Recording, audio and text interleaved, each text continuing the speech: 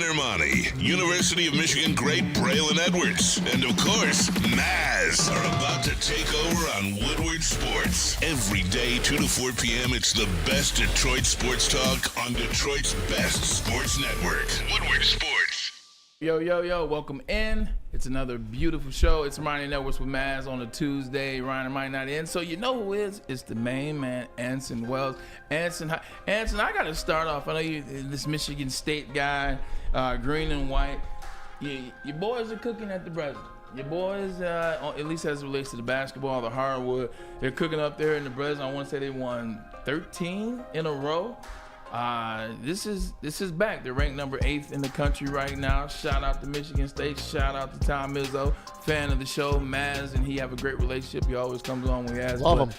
But same, he's one of the guys that slips through the cracks. He's a Michigan State guy, but that's my guy. We have great conversation every time we talk, but it's not about me. It's about him. It's about you. Congratulations. What's new? What's changed in East Lansing? Just real quick. Oh, well, we got a player. We got a real player. We got a lottery player now, and it's Izzo time. I mean, this is the time. This team, no matter how good or bad they are, they always kind of fail through December and stumble into January and get it fixed by the time February comes around, and they're ready to roll by the time March Madness comes around. And that's what this team has always been built around. I'd love to see more consistency year in and year out through the whole season, but Tom has his deal. He understands how to take a team through ups and downs and to kind of build them through that season to get them ready for March. But listen, Izzo's got to get number 2. Yeah. I mean, 2020, that was our year. COVID took it from us, but it's exciting, man, because we haven't had a whole lot to talk about in football for the last couple seasons, and the basketball team has been just slightly above mediocre. But this team's exciting. So I was trying to, give you a win. I appreciate it, man. We need one. But let me ask you that, Tom Mazaway, as we welcome you into the show on this Tuesday. Good to see you. Bray, Good to have Anson. Hey, guys. Hey. If Tom wins this second one, what's the difference between Tom Izzo right now and Roy Williams and, the second-tier coaches that are not, or what's his name, Jay Wright. Right. The second-tier coaches that are not Coach K, Dean Smith, that's not that level. What does this do for him? Does it take him to another level?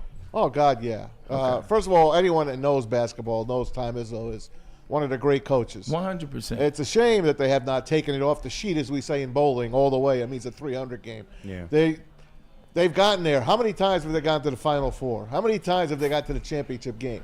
And they've only won it once. And beat Florida back in 2000 at the RCA Dome. Hell of a year. That was a hell of a year. You can argue if Kenyon Martin doesn't get hurt, that could have been different. Well, you don't know, right? But you know what? If it was a fifth, we'd all be drunk. So Michigan State wins. Shout out to Flintstones. It can only enhance what he's already brought to the table. He's going down as one of the great coaches in basketball as it sits now. But he's no John Wooden. There ain't many John Woodens out there. To win 2 or 3 is really special. That's true. John Wooden, I think John Wooden and Red Auerbach, they won so many rings at a time that it's a little bit different. We put them on different stratosphere. Nobody will ever catch John Wooden. Nobody's ever catching Red Auerbach. Well, except not Patrick. Phil Jackson got close. Yeah. Phil Jackson did get close. But just wanted to show you some love as we welcome in KG. What's up, man? You back? What's up? Yeah, you back man. in the building? I missed y'all, man. I missed you too, man. Family, everybody good? Yeah, oh yeah. Okay, good, man. Good to see you back rocking As much as he wants to get the hell out of here, he's always back. Oh, my God. He's always back. I'm not trying to get the hell out of here. I just have to make some adjustments to my schedule. Oh, the old adjustment routine. Tom Mazaway, the neighborhood instigator. Right. He wants me on. No, he doesn't. Yeah, you're right. Who's he going to argue with? I'm not picking up your slack now. I mean, you got a perfectly good guy in that booth over there. As we welcome in P. Spot. What's going on, P? I want you both gone. Yeah, you know what? Tom and I argue all the time. It's all good. I'm glad we didn't do this at the end of the show yesterday. Remember, Pete, I said that this kind of is more for Pete Spivak's wheelhouse. I think Anson being here to be fitted as well. You can only play one video game. Okay. You have to play it 365 days for 12 hours. You can only choose one, and it's for $10 million. Ooh. I saw this online yesterday. I thought this would be right up your wheelhouse. I can only choose one for $10 million. One video game, 12 hours a day, 365 for $10 million. And I get $10 million at the end of this. You do. You get $10 million if you complete the task. What is your game of choice? for this test? I need like 30 seconds to think. Give me. I got one for you. Okay, Maz, we'll start I don't with even Maz. play My video head- games. I might be anymore. able to That's what just we'll super- start Tecmo Bowl. I think Tecmo you get tired of going bow left, bow right. Tecmo Bowl, baby. Okay. LT. I take Unleash All right, LT I got and Jerry mine. Rice. Oh, I got a good one. Okay, we'll save you for last, Yep. Pete. KG. This is kind of easy. I would say Grand Theft Auto. And I know it's a little bit of the newer generation, but there's so much to do in Grand Theft Auto that I couldn't really get bored, especially if I had to play 12, for a whole year for Okay. $10 million. You can play online. No, you I can, like it. You can play the I like story, go around beating people up, you get mad, just doing whatever. Okay. You do whatever you want. I like it. Anson. I quit playing video games about 15 years ago, and I highly regret my time spent playing video games because I can't play the guitar. Yeah. I don't have a stock portfolio from all the years. I can't produce music. Like all the things I could have been doing to create a tangible long-term skill were wasted playing video games. Now, had a lot of fun in the dorm rooms with all my buddies and stuff. I was about to say Live or Madden right off the rip because you could just play season after season after season. But This is eventually, true. That's why You Madden's get tired. you get to like Right, 2042, man, and they start either resetting it or you just kind of get It's sick all of it. computer people at that point. I got to double down with you, man. Grand Theft. Okay. After having a girlfriend. Vice City? Yeah, That's Vice I'll do City. GTA 5 GTA until 5. the new Same. one comes out. So Okay. My ex is from Cali, and so from that whole LA setup that they have is so similar. Yeah. I don't even have to beat people up or go to the strip club or do missions. I'll just drive. Yeah, you just drive I around. will just drive in that. And, You guys will be I picking mean, up. That sounds. I got to be honest, man. That you're going to be frail and you're going to be super pasty coming out of that year, but you will be $10 million That's a fact. richer. So I mean, if you had to. Yeah. Super pasty. When I first thought about the question, I That's a good instantly your younger self jumps out because it's like video Right. games. It takes you back to a time. So I'm thinking like I could play Zelda. Like Zelda would take forever to get through. would. Stop. Yeah. Stop. But then trying to it's steal like, you mine. know what? Cool. I start thinking a little older. I'm like, give me God of War. I'm not mad at that. Give me That's God a of War good Part one. 2 Great when he game. went against when he had to go to Zeus. Yeah. When he had to take That's Zeus a good out. one, Give me Bray. God of War had me in the chokehold when it came out in 05. And the newer one is sweet. Like, I don't know I if got you that played one. the newer one. Yeah, the newer one. That's the only game I fire. played in the last 3-4 years. Yeah. God of War on PS5. Fire. Did the Browns know you were playing a lot of God of War? I still had 16 touchdowns. So There I mean, you go. obviously you can- All Come pro. on, man. All pro Braylon Edwards. whoa. Pete, we All say right. the best for last. The man that re-engineers games, he makes sure they're together, and that's also a side hustle. I save history. This is true. You save history. save 100% history. you do. I'm here for everybody. I'm a man of the people to save some history in video games. Okay, guys. He's picking asteroids. I was I love my 70s, Maz. I love it. Just like you, bro. Your eyes will But, disappear. guys, I was torn between Baseball Stars for the NES because you could play Baseball Stars and tough. all these different teams forever. But then I want to come like you. I wanted to come modern. I could make this an easy answer and say Zelda Ocarina of Time on That's the a great N64. one. So great. I could make that easy, but that's not the answer. Let's go with the old-fashioned. I'll take for $10 million, Alex, Mario Kart N64. Oh, I'll just play it all day long. I'll be every character 64, not Super NES. on N64. Like, That is the best one. Pete, The one on I love N64. you because legitimately that was my third. But There wait you a go. second. My third was Mario Kart. But you don't. Now you're playing by yourself, right? Right. And you just racing against the computer over and over and But over you again. can be all the but different you're characters racing and all the against different 7 different cheats. characters. And all the Okay? different cheats and all the different shortcuts on the That's tracks. true, yeah. I don't know, man. That's a tough year. That is a tough year. I Hey. love that game. It is but funner I when need you play it somebody with else people. to be racing against to really keep me involved. got some good everything ones. is going to be tough once you get past the first 4 days. Yeah, that's a fact. Like, once you get 4 days That's in, I a don't care real what talk game you right chose. It's going to be tough.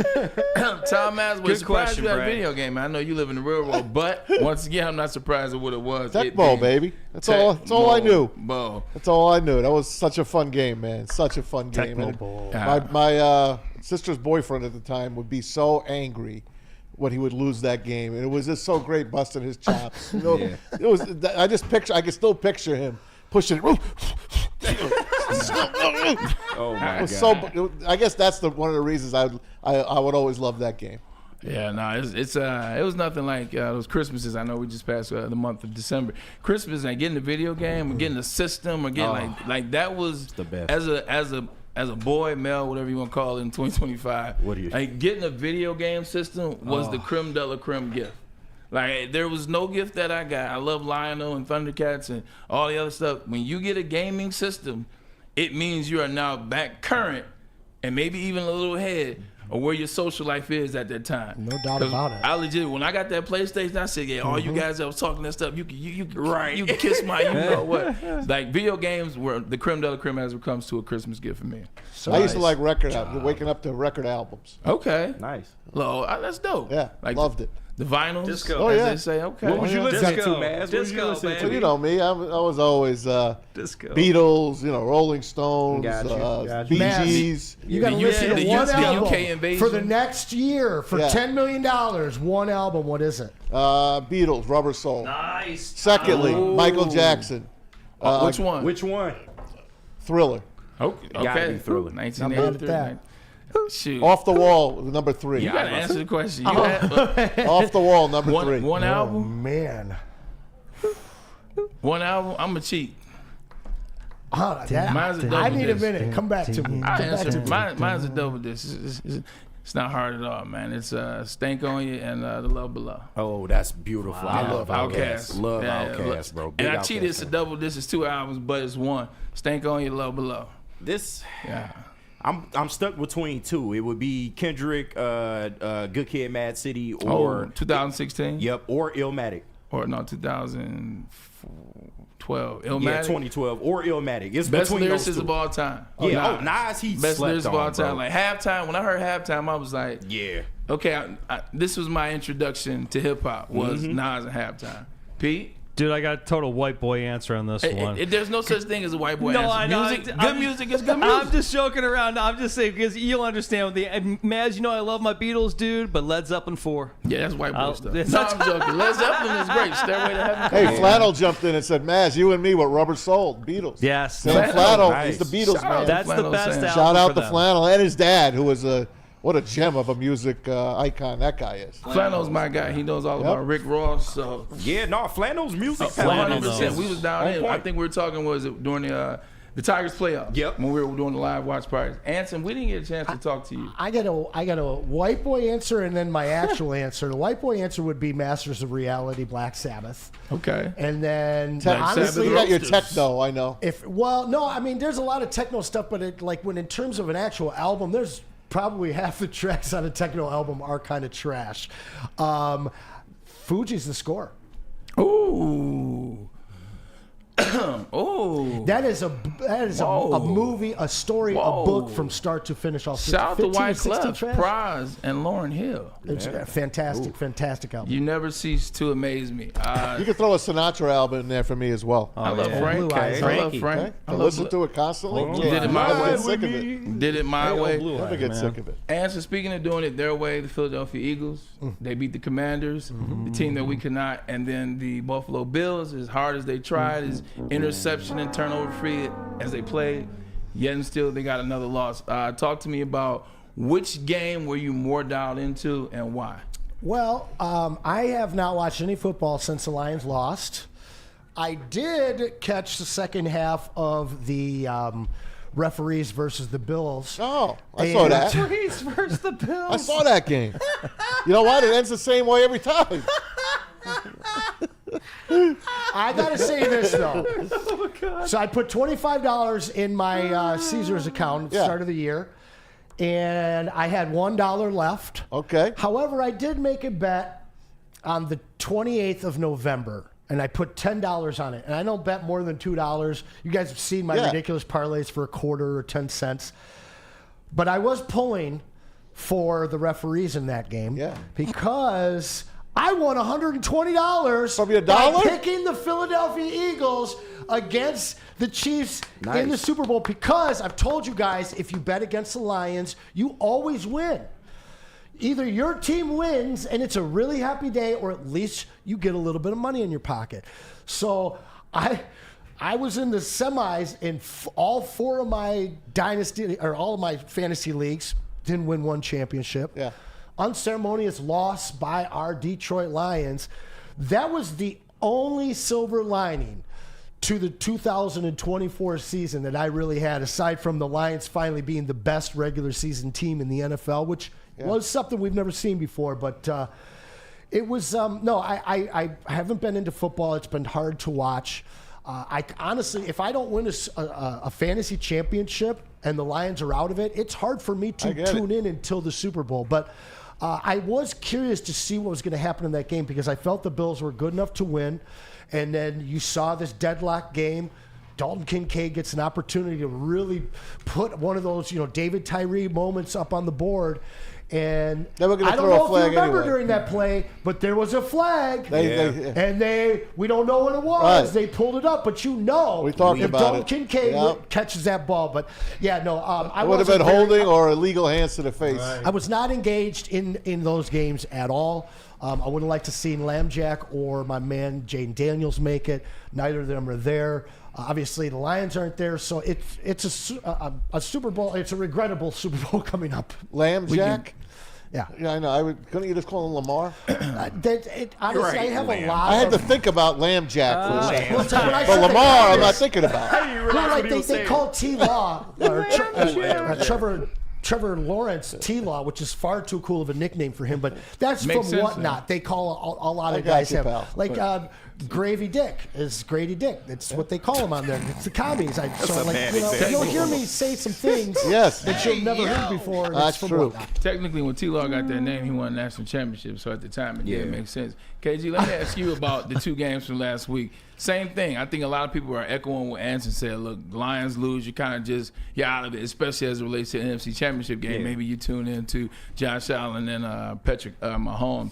Where were you at? What intrigued you? What did you watch? What is your same pretty much Anson's story? Well, I mean, it was easy money. It was going to be Chiefs, Bills. And, of course, I did tune in for the Washington Commanders game. But we kind of knew if the Eagles played correctly, they went in there and played the right way. You kind of knew what that would be. But it didn't make me feel no better, as a Lions fan, knowing that we lost to that team. And not to say they didn't play great. We just had a really bad game. But we could have won that game. When you watch the Eagles game, is it crazy to think, this is my thought, it looked exactly like the Lions game should have looked. Yes, correct. Yes, they did everything that they ran the ball. They got after Jaden Daniels. He had no time to breathe. So, if the Lions had executed that game plan, we absolutely would be. But we didn't have the players to execute that game plan that Philly had. We ran out of defensive players. I'll tell you, the worst thing that happened to the Lions was the week off, because they put so much effort into that 49ers and Vikings game that I just think I don't know. They got stale over that week.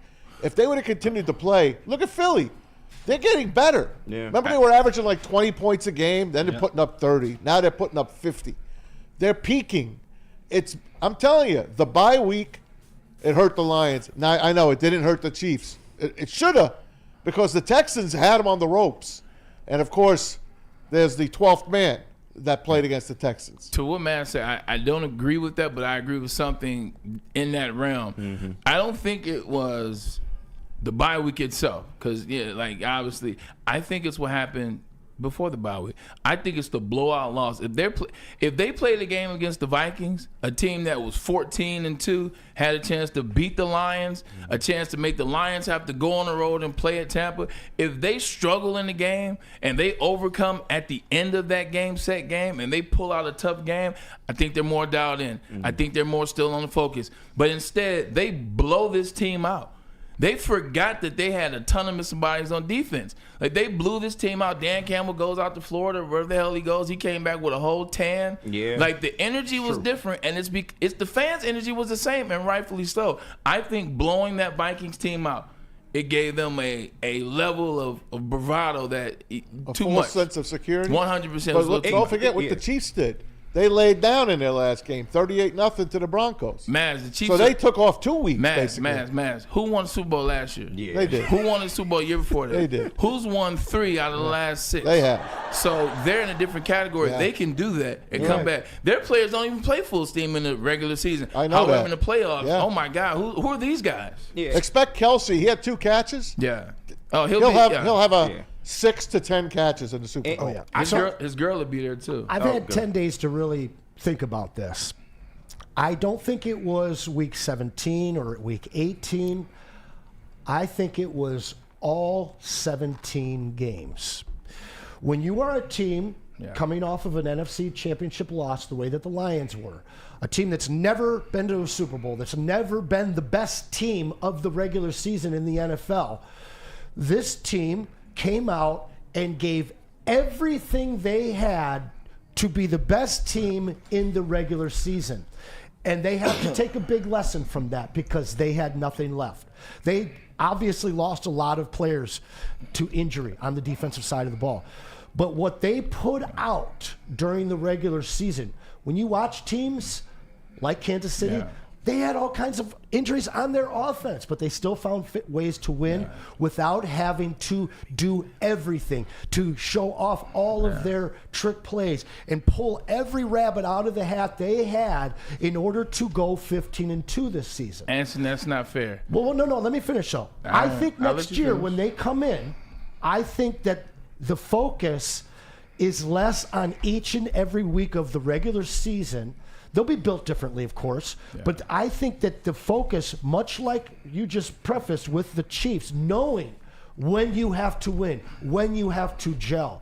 This team wanted to be the best team on the field every single week from week 1 through the Super Bowl.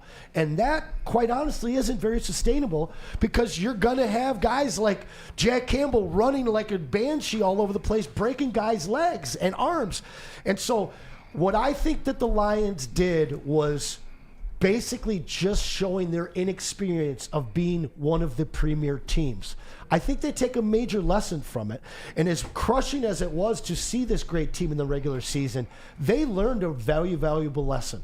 And I think that you will see them scale it back a little bit the way that we have watched the Chiefs do year in and year out since they've been winning it. What I would say is you don't have to worry about that because it'll get scaled back because whoever takes the reins as offensive coordinator is not going to be Ben Johnson. All those trick plays and all that extra and all those things, that's an identity that is his. That's not Dan Campbell. That wasn't the Lions. That's Ben Johnson's identity, and therefore that's out the window. So you don't have to worry about the extras and all that. So there is some merit to that. There is some merit to that. The Chiefs, they do enough to win these games. They don't have to do all the extra. There's pop and circumstance. But at the same time, we can't sit up here and talk about it's the totality of the season and the injuries and everything, because it was, but it was mistake football. Like 2 weeks ago, they were still actually 2 weeks ago, they were less, 3 weeks ago after they beat the Vikings, they were in less health than they were 2 weeks later when they played. They were in better health. They had more players come back. We can't blow out the Vikings, a team that's 14-2, and then come back and say, well, it's the totality. It wasn't that, but it's some of what you say. It's overthinking it. It's Ben Johnson saying, you know what, I'm going to start the game with Dave Montgomery, a guy that we thought was out for the year. How do you play a guy that was supposedly out for the year 4 weeks or 5 weeks prior, and then you bring him in and you start him when your running back is the second hottest running back in the NFL? Only behind Saquon Barkley, who rushed for 2,000 yards. So I think a lot of it is overthinking. It is the mistakes. But I can't come on here and say that the totality of the season took. We knew that. But even with that, you still beat good teams at the end of the year. So I think there was a level of overthinking in the playoffs, but that's on the coaches. That's not the physicality of it. If we were fully healthy, do you believe that we were built to be able to beat the Eagles on Sunday? If we were there. So if we're going back to Aiden Hutchinson being healthy or just all of them. I'm saying Carlton, I'm saying him, I'm saying Aleem. Full strength. Full strength. I hate this type of hypothetical, but fine, I'll play it, yes. Yeah. Then 100%. Like you saw what they were able to do, not at full strength. You had Aiden Hutchinson, a guy that was on pace to be Defensive Player of the Year. You had Davenport, who was starting to kind of find it. Well, actually, he never even got a chance to find it. You don't need to necessarily bring him in. You get DJ Reader and Aleem McNeil. Who knows what they would have built if they would have played 16, 17 games together, 15 games together. So, and then Alex Anzalone, he missed 5 games in there. So, yes, if we're at full strength, like they're the best team in the NFC, but they weren't. And they overcame some adversity. They didn't overcome the adversity they needed. They got out-coached. They got outplayed. And frankly put, they didn't represent the season they had. And that's the toughest pill for the Lions to swallow. If the Lions would have played a game and it would have been back and forth, and the Lions, you saw the effort, and they just lost to a Commanders team that was better that day, that Lions team on that day didn't look anything like the Lions that we had seen for the previous 18 weeks. No matter what the offense would have done that day, they weren't stopping Washington. You saw it. The defense got off the field once. I know you're going to say that fourth down. The Lions didn't stop that one. That was Washington was confused. They all ran into each other. Sure, we got the turnover.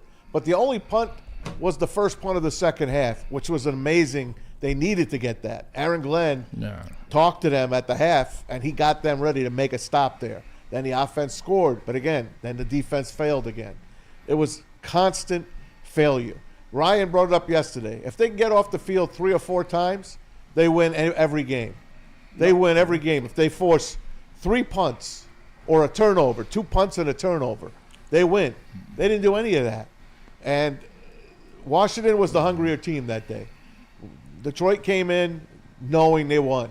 They already were hosting the second round, the NFC Championship game. See, I don't know. That's to me. To me, that's it. I feel, and I'm more in line with what you and Bray said, but I think it's a little bit different for me. I don't think they had a false sense of security. I think the pressure got to them. I mean, you look at the fact that they were the number 1 seed. They had to win 15 games in order to become the number 1 seed. They had never been that before. You got all the games at home.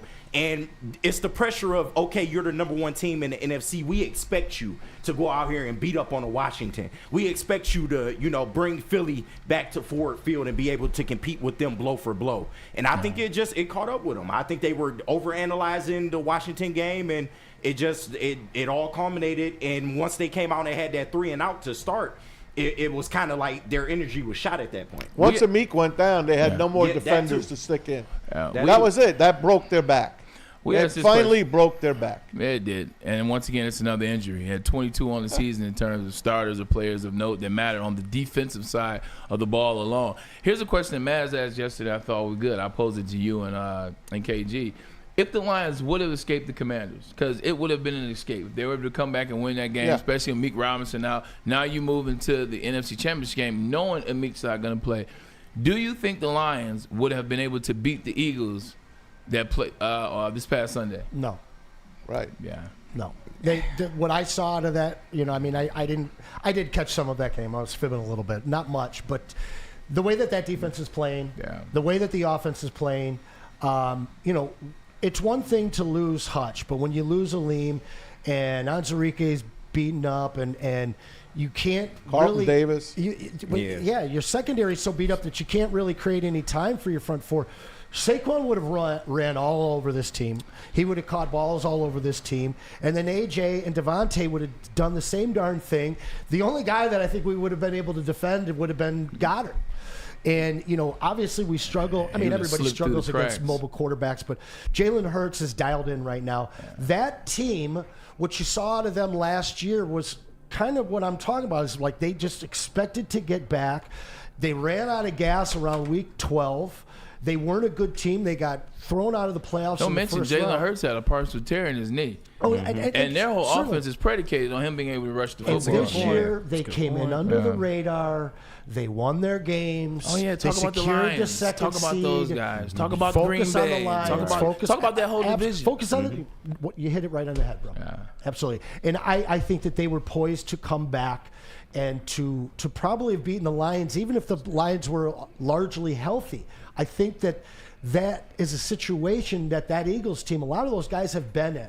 And unfortunately, the Lions, they've gotten some great playoff experience these last 2, but the majority of those guys on that team, they don't know where they're at once they get into the playoffs. They're learning. And I think that this next year we have that opportunity to be the Philadelphia Eagles of this season, a team that comes in under the radar while we're focused on the Eagles, while we're focused on, whoever's taking over in Minnesota, and is Jordan Love the next guy. And, of course, we got Jaden Daniels we got to talk about. So, hey, Detroit teams have always been the best when they were overlooked.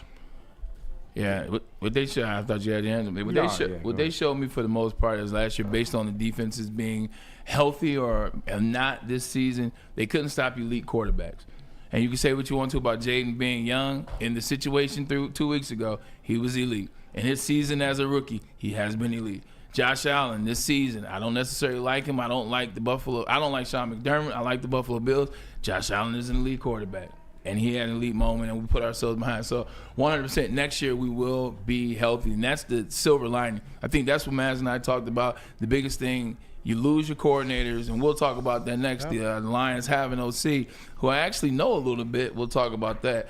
But, yeah, I forgot what the message. I got excited talking about Johnny Morton. Why don't you tell me a little bit about Les Stanford over there? Hey, it's Anson. a new year. It's a new you. It's a new car.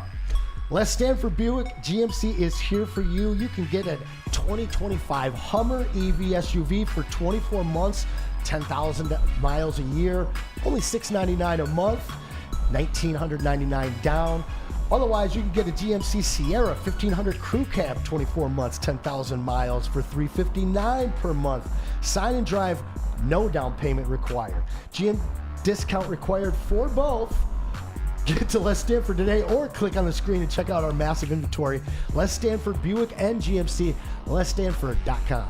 All right, football's big game right around the corner, less than 2 weeks away, guys.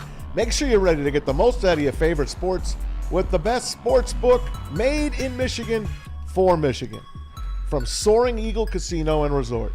Fund your online account with cash, no need to link a credit card or bank account, and get 100% deposit matched up to $1,000, 50 free spins to boot. Visit playeagle.com, download the Eagle Casino and Sports app today. Look for Eagle Casino and Sports for Android and Apple users. No one gives away more cash and prizes than Woodward Sports. You don't believe us? Here's our latest $10,000 winner. You know, you guys posted, hey, if you guess all this stuff right, we'll give it's $10,000. I'm like, okay, well, why the hell not? And the winning doesn't stop there. How about our Outkick Your Coverage winner? How do you think you won? We got everybody. This guy's got a hot girl.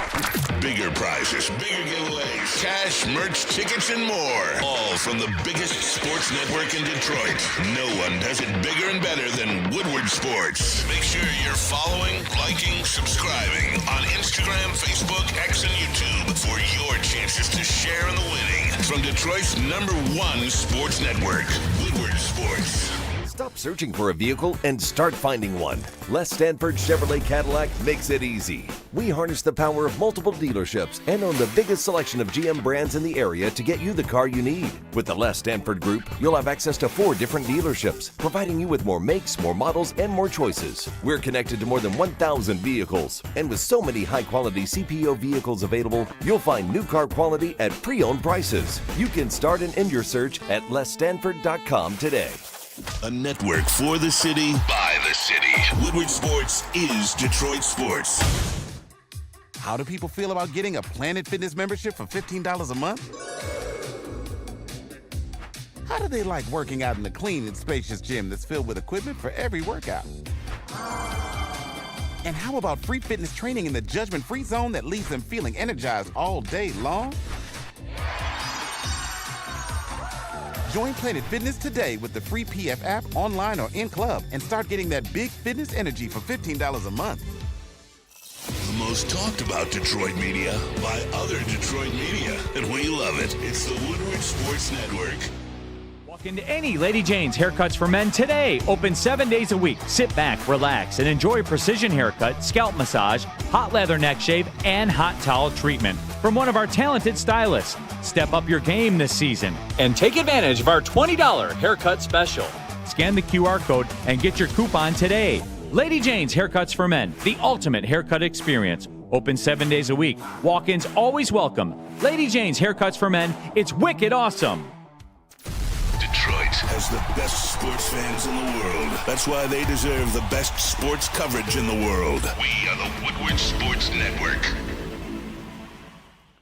This is the good stuff right here. That good Blanca, 1800 Tequila, the official tequila of Woodward Sports Lions watch parties and the post-game show. Unfortunately, no more of those this year, but they are the proud sponsor of your and our Detroit Lions. 1800 Tequila, the best taste in tequila. And please, y'all, drink responsibly. Woodward Sports is very excited to welcome the Winter Blast presented by Soaring Eagle Casino and Resort. Starting Friday, January 31st and goes through February 2nd in downtown Royal Oak. Ermanni and Edwards, along with our guy Maz, will be down there from 2 to 4 this Friday. Don't miss cool events, including free ice skating, spectacular ice sculptures, live music and heated tents. There could be roasted marshmallows. Dude, heck yeah. Food trucks galore and thrills from a 300-foot zip line going over the city. Shout out Best of Ermanni. all, it is all free. For info, make sure you go to winterblast.com. This Friday, huh? Maz put me on the spot, so I'm coming up with. We're going to be there this Friday. That's correct. I'm over here coming up with Would You Rather for the second hour. I actually came up with some good questions. Would you rather, if you will. I know I teased that we were going to talk about the new offensive coordinator for the Lions. Let's put the Lions on pause just for a second. Let's stick with the playoffs. A lot was made of the spots for the Buffalo Bills, the lack thereof, the catch or not catch for Xavier Worthy. The picked up flag. The picked up flag, as you alluded to, when it was, what's going to happen? Let's just give ourselves some leverage just in case, right? 100%. But this is Randy Cross. Easily all the guys in striped shirts. The NFL has a massive perception issue with their officials, and they have no one to blame but themselves. That's a former NFLer, Randy Cross, and broadcaster. I know Randy, yeah. He played for the Cowboys. 49ers. Yeah, with the white hair.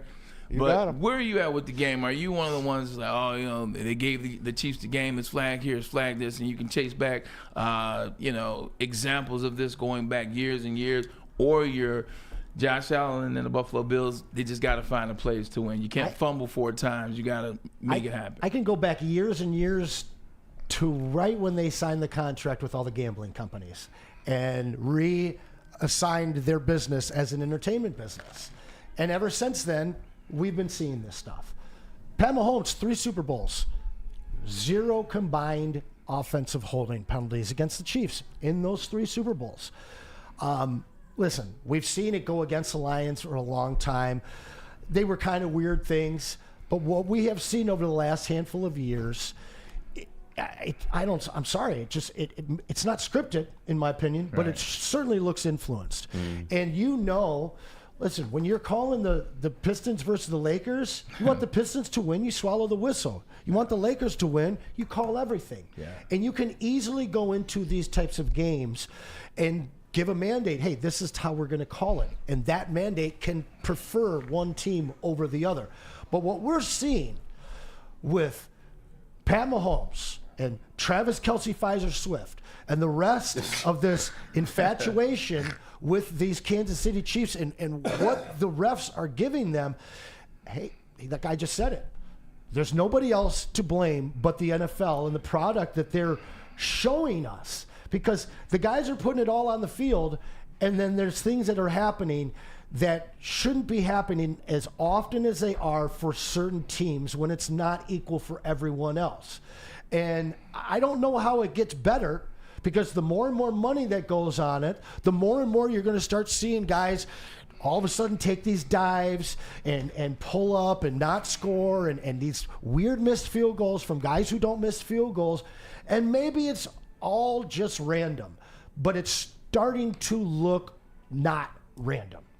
Period. KG back. Yeah, no, I think Anson is on the money, and I don't want to sit up here and try to, discredit what the Chiefs have done, because we're not doing that. Yeah, no, they go out there and they earn it, man, and they were the better team on that said day, even though, the picked up flag. I thought the Xavier Worthy catch was the most egregious of everything, because it clearly hit the ground. But, new catch rules, whatever. But I agree with Anson. Is the game fixed? No, Braylon, you can speak to that. You played in the league. I don't think it's fixed, but can it be influenced? Absolutely, man. And the refs do not make it any better on themselves when you have these type of mistakes in a game with so much on the line. We all know what that Chiefs-Bills game means to both of those teams, especially for Josh Allen, who has never been able to beat Patrick Mahomes in the postseason, no matter how hard he tries, no matter how good of a season he has.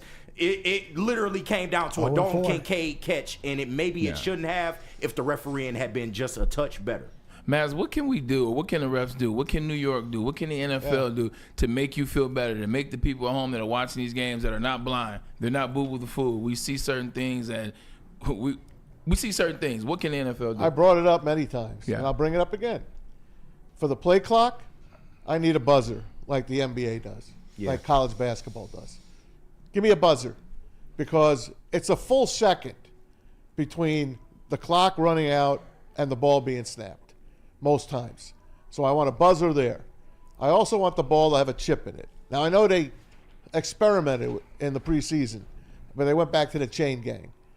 How do you let a guy at the bottom of your television screen make that call on that spot of the ball? First of all, the play prior to that, they mismarked that. And then they mismarked Josh Allen. Sure, Kansas City stood him up, but he made the line to gain. Yeah. And the guy from up above gave him the right foot. John Madden brought that up. Right foot means you got the yard. Left foot means you didn't get the yard. They let the guy at the bottom of the television screen make the call. You saw one guy running this way. The other guy up here was running this way. But they let this guy make the call. He couldn't see. The other guy had much better view. Yeah. Mm-hmm. So they call it short. Now they go and look at it, and they look at it, and they're like, I guess we can't overturn this. But they already said it's short because they gave it to the wrong guy. Put the chip in the ball. Tennis and golf do it. Tennis has done it for 20 years. It's called Cyclops. That's what it's called. Even the announcers, they don't have to say anything. Oh, Cyclops. Here you go, man. In a second. Here you go. In a split second, it'll tell you if it hits the line or not. That's the leader of the war. That's the leader of X-Men? Pardon? The leader of the X-Men? Cyclops? Sorry, man. See, I don't watch the X-Men. See, you got one over on me. But that's the name of the machine. Yeah. It's beautiful. NFL, use it. And please, go back to the kickoff. Kick the damn ball off. And don't tell me when I can run an onside kick. Thank you. I'm done. Yeah, that's kind of where we are with the conversation. And, it sucks that you have to have these conversations because, like KG said, you want to give the credit to the Chiefs. Like, what Patrick Mahomes is doing, man, is incredible. What Andy Reid is doing, cementing his legacy, is incredible. Travis Kelce, he's put himself in that conversation. Where is it him or Gronk? Yeah. Which is crazy. I don't feel like having it, but the fact that he's in that conversation is nuts. They have definitely cemented their legacy. But at the same time, how many instances can you point to where you're starting to say, look, you guys are great, but these guys in the black and white, all right, they're not making it easy for the teams that you guys are playing against. Yeah, I mean, you can't take anything away from the Chiefs and what they've done. Nope. And when you look at basically records against 30 points scored against your defense, Jared Goff is number 2, and he's way above everybody else. And then Pat Mahomes is in another stratosphere. But at the end of the day, like, you start seeing this over and over and over again, and it starts to wear, at least for me, on that guy's legacy. How much of this did he really do? How many of these were given to him? And if we keep seeing this, how are we supposed to put him up against Tom Brady and have a very fair conversation? Yeah, taking the players out, just getting back to the referees, it doesn't hurt that we know gambling has turned kind of like transformed this thing. And also you can go as far as back as AI and Tim Donaghy, who, Maz, you brought up, you put the story in. The fact that we've known that it's happened before in a professional sport, it's not like it couldn't happen again, Matt. Talk about Tim Donaghy. Tim Donaghy. We all know about the disgraced NBA ref, former NBA ref. Watch Untold on Netflix. Well, he went back on 60 Minutes again. He went back on 60 Minutes, and he said this. He admits referees try to punish players. Ooh. They punished Allen Iverson. He said this in 2007. They called his games unfairly, and he says it's still done today. Now, Jose Canseco, when he said steroids are rampant, no one wanted to listen to him because they didn't like him. Right. And no one likes this guy. So they're probably not going to listen to him. But when he's telling you what's happening, open your eyes and open your ears. It's been happening since my dad was a young man. And my dad's 97. Sammy Maz. All right, Sammy Maz is telling me, I'm sorry, kid. This is a Broadway show you're watching. That's what he would tell me. This is a Broadway show. And I hated that. I hated to think a game was fixed. Gambling now is worse than ever. Yeah. I know young kids in high school and college that are already going to Gamblers Anonymous, are already losing their fortune, whatever they have, stealing from their families. It's bad, man.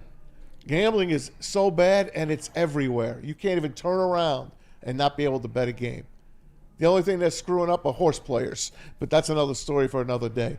But Tim Donaghy says it's still used. And Anson, I'm going to come to you. You're an NBA guy. Do you believe what you see on the court and on the fields every day. I have felt that Tim Donaghy was the absolute scapegoat. This is Lee Harvey Oswald.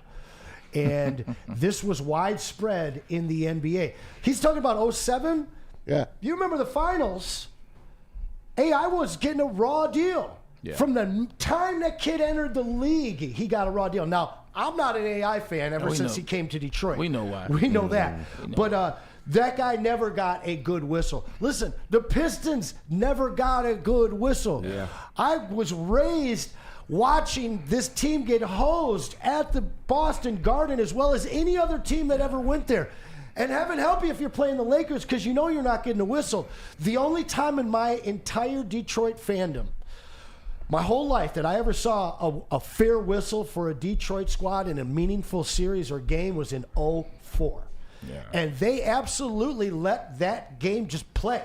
And you saw the Lakers like, well, why isn't this a foul? Why isn't this a foul? They let them play because they weren't happy. The NBA was not happy with that super team, with the 4 future Hall of Famers and grabbing 2 of them. They wanted to go back to kind of that team thing. Donaghy got hosed. He got absolutely screwed. The thing on Netflix is such propaganda film. I will put that right up with the Asterisk film they made of somebody else.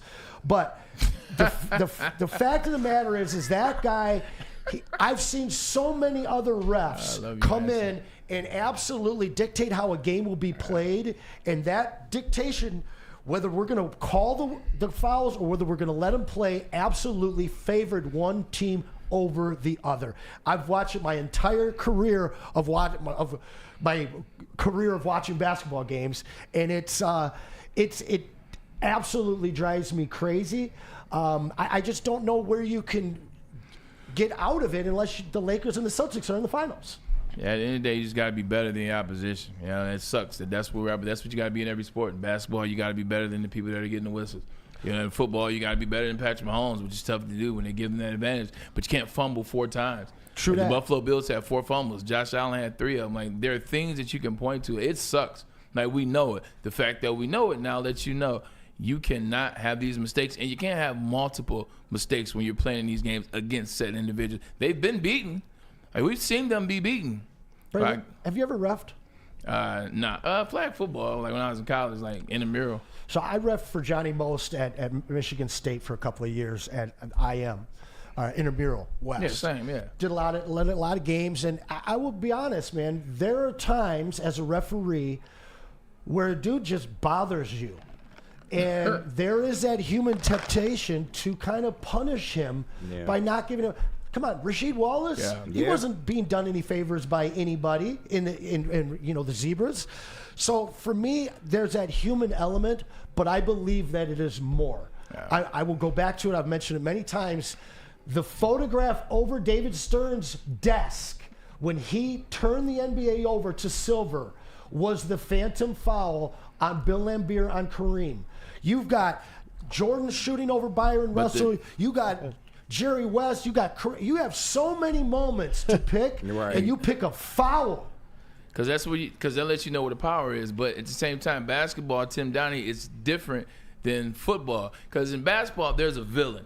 There's somebody that you want to vilify. There's somebody that you want to punish. You want to punish the bad boys because they're physical, even though the whole NBA is like that. They're physical. They're this team that you don't want because it's Detroit. Right. And it's not L.A. It's not sexy like Boston. Robert Parrish with a full fist to her face. No foul. But that's punishment. In the NFL, it's who we like. It's popularity. Because you're not punishing Josh Allen. Josh Allen's a sweetheart. Right. Pause.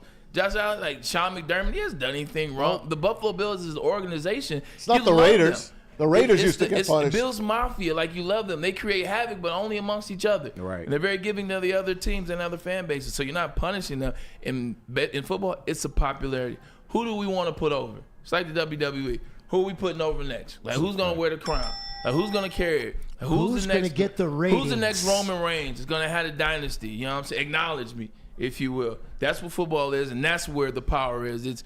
We like the popular guy in football, so we'll give him a little bit. In basketball, we don't like this, you know what? Right. So we'll knock him down. Happens in hockey too. Happens in baseball. Some guys, if an umpire don't like a pitcher or you undress them as a manager, guess what? You're not getting that strike 3 call. they're going to get walks. It works in every sport. It's every sport. But when I hear a guy like Donaghy said what he just says again, how they actually persecuted Allen Iverson, and it's still done today. That upsets me. Yeah, where was that at back then, though, Tim Donaghy? And that's the problem people have with Tim Donaghy. Oh, now he wants to talk about, well, this is what they were doing. Yeah, you talk to anybody now to give you an audience. Well, same thing that happened to Canseco. Yeah. He said because people were hitting home runs, he's like, oh, I'm going to pull the curtain back on this. He's not the right messenger. Right. Yeah, but it worked. But it's the truth. Yeah. Do you think that they both made money off of when Taylor Swift signed her contract with the NFL to date her boyfriend, that she was going to be okay with not making both Super Bowls? I text Maz. I've been telling Maz for the beginning that it was scripted. I don't believe that. There's no way. I sent you. I know. There's no. I don't Where's care. the videos of them anywhere but a stadium? Yeah. Or I give you another one: leaving the stadium or the night of set game. Right. You've never seen them together. They have one spot where they took a trip overseas, that much, and that's it, man. Come on, it is man. so fake. Come on. It's so fake. I'm telling you, Maz. Right. It is so scripted. Maz, here you go right here. This is the contract that the NFL, Taylor Swift's people, blah, blah, blah. Hey, look, you're playing the role of Travis Kelce. Look, this is what we want you to do. We want you to sign right here. Now, in this, Maz, it says that you'll make throughout the process up to $30 million. We'll give you cash right now, 20 in all deals, blah, blah, blah. She don't blah, need blah. it. Also, hand select you to make $20 million from Pfizer as well. You don't need it either. Oh, and you know what else is in that contract, Maz, he's a tight end. Right. He ain't no quarterback. Right. He needs it, and the NFL needs to Do you know what else is in that contract, Maz? What she can say about him in her breakup songs. Right. Don't sleep on that. Because you know that's coming. Juicy. That's real. Guys, she's a billionaire.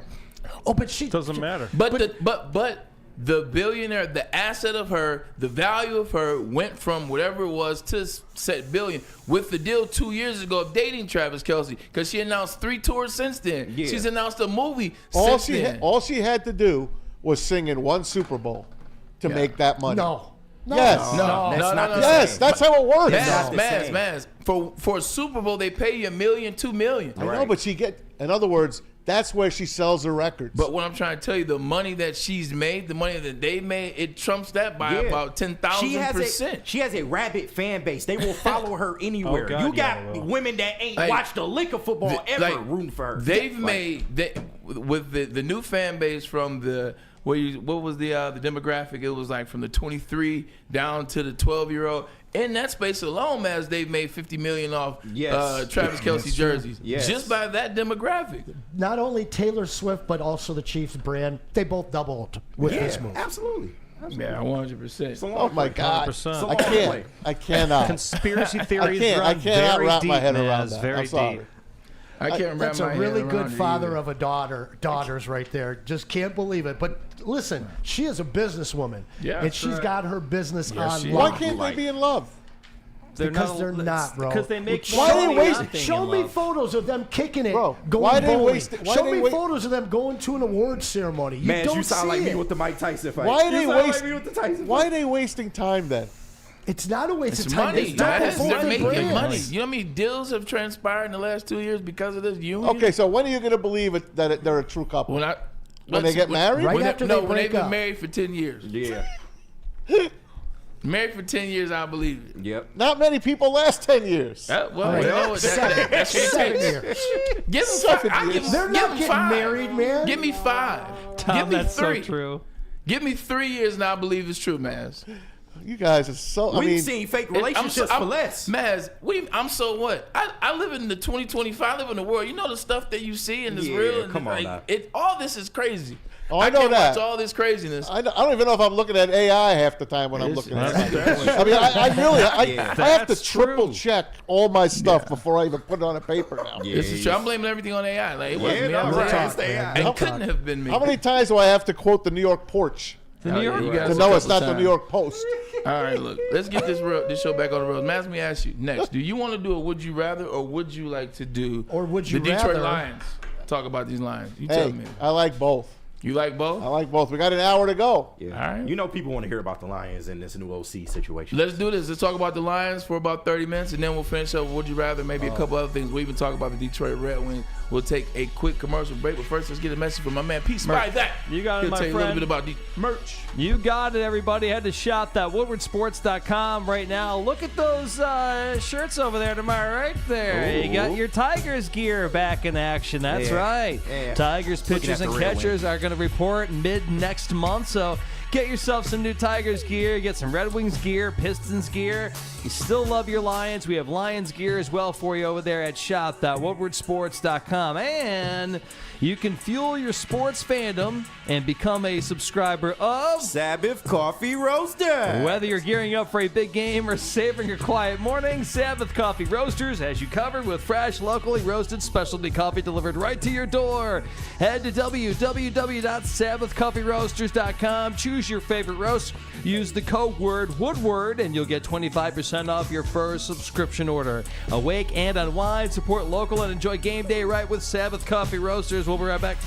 Big injuries, big news. Twice a week, Dr. Jeff Pierce from Michigan Sports and Spine joins Woodward Sports Network for the Injury Insider Report. Big D Energy Tuesdays at noon, and Ermanni and Edwards with Maz Thursdays at 3:30. Get expert analysis and in-depth breakdowns on the latest sports injuries from the man trusted by top athletes in the community, like D-Mac.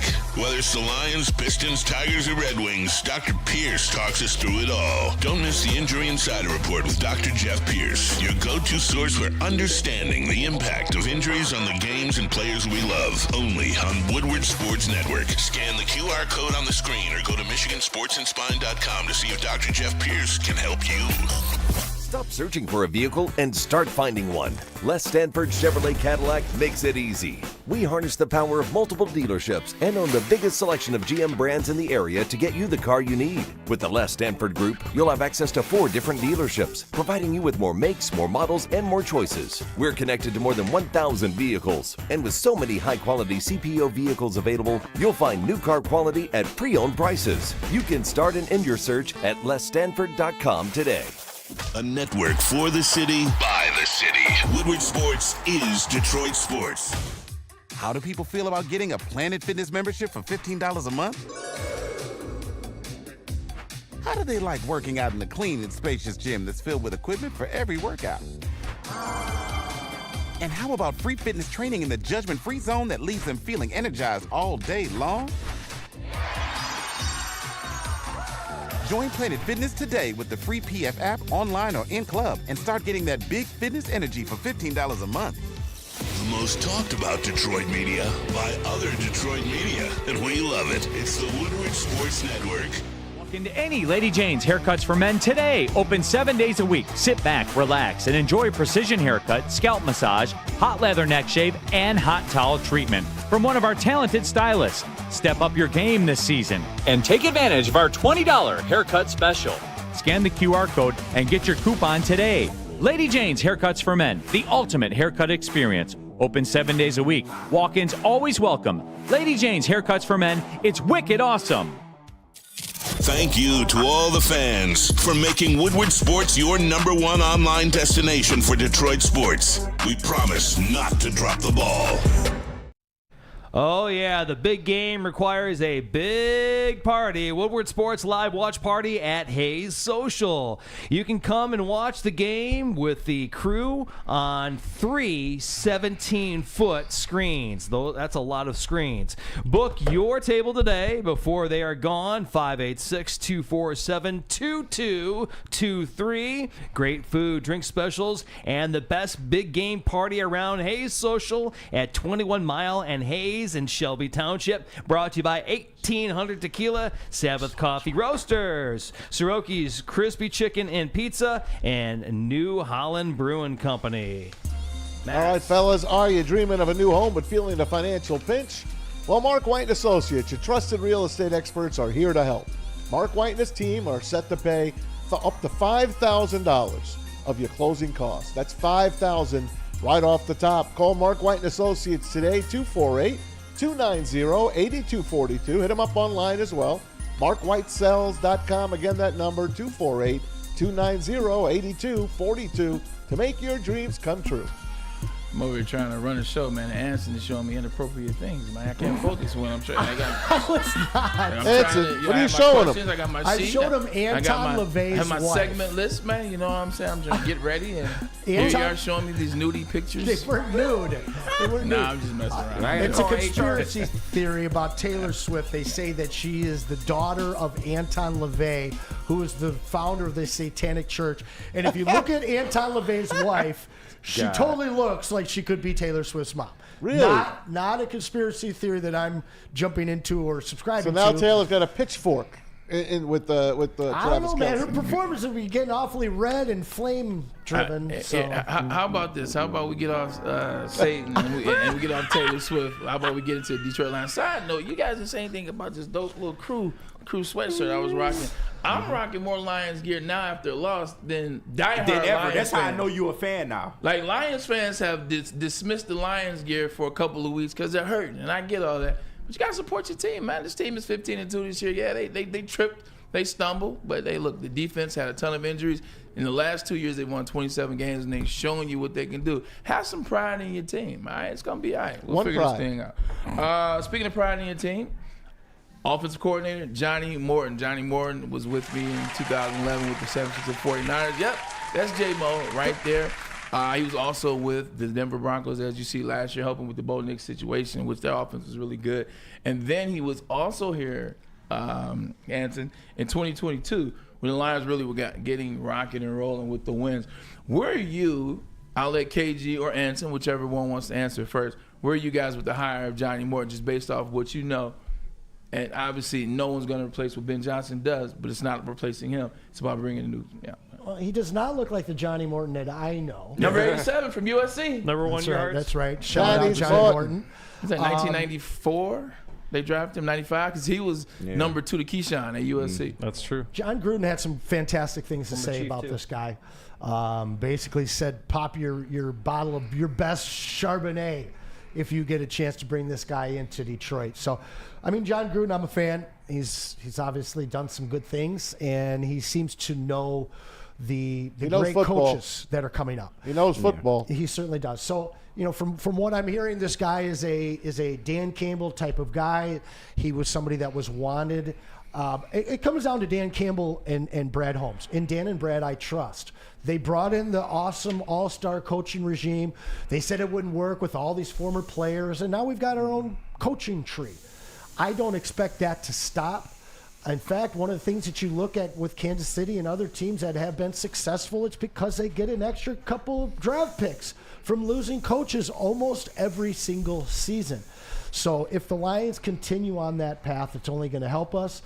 And, hey, your guy who's in New York now, AG, he did a whole lot with very, very little. And we've got another guy who's leaving as public enemy number 1, going over to Chicago. So, hey, it's a new page. Turn the old page, and let's embrace these guys. I have full faith in this crew to pick the right guys. Are you mad at Ben Johnson? Hell yeah, I am. Okay. Hell yeah, yeah. Okay. I mean, as a guy who brought up DJs and promoters underneath me when they would go and work for other bars and other organizers, I want you to get a job, but I want you to do it the right way. You know what I'm saying? There are specific rivalries. You don't go and mess around with that rivalry. Yeah. You know, you don't go and take what we've given you and go from a quality control manager to a head coach in a matter of 3-4 years. To me, yeah, he did it the wrong way. We can embrace AG. Yeah. Heavily right now. And there was a few other situations that Ben was really wanted in, and he chose Chicago and the Catfish. And I can't wait for him to be public enemy number 1. Matt Stafford, Kelly Stafford, you're now number 2, so don't worry about it. But no, I mean, off with his head. KG, losing Ben Johnson is going to be tough for the Lions offense, but Johnny Morton, obviously you've seen the credentials. Where are you at with the hire of Johnny Morton? I think from a culture standpoint, it's a perfect fit. He's somebody that was in the building when the Lions were starting to turn it around, so he totally gets everything that we're trying to do here.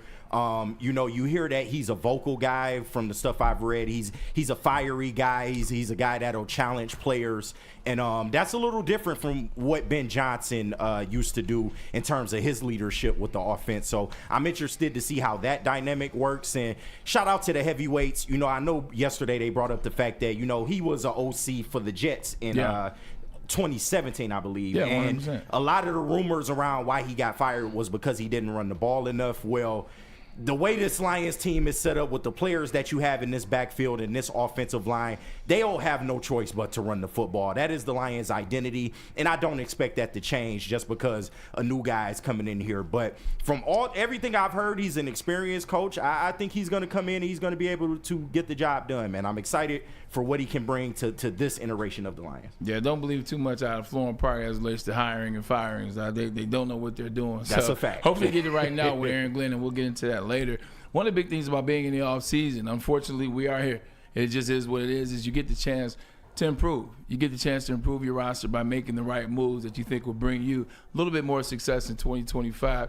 Here's Brad Holmes talking about roster improvement. When we were at full health, I thought our pass rush was pretty good. I thought the whole defense, I think it was self-explanatory in terms of the numbers of what we were able to produce before that attrition happened.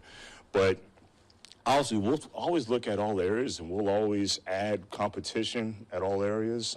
Look, you guys have seen us do it before. We drafted an inside linebacker in the first round when we had a pretty damn good linebacker room at the time. We doubled down that we don't really go into it with that mindset. We just try to just add the best players that we think is fit, add the best competition. Obviously, free agency will be upon us quickly.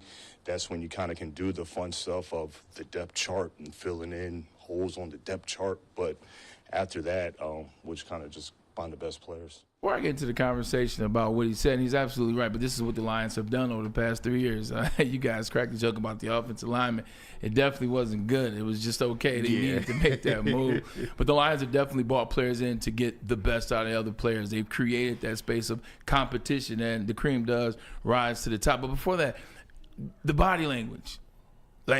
He's still reeling from that NFC Championship loss. Brad Holmes, look at the energy. Look, we get, it's been 2.5 weeks, and he's still, Brad Holmes after the loss last year, he's diving in. The year before that, they didn't make, they're diving in. This loss really, really has effect. And also, I think we think so much about the loss.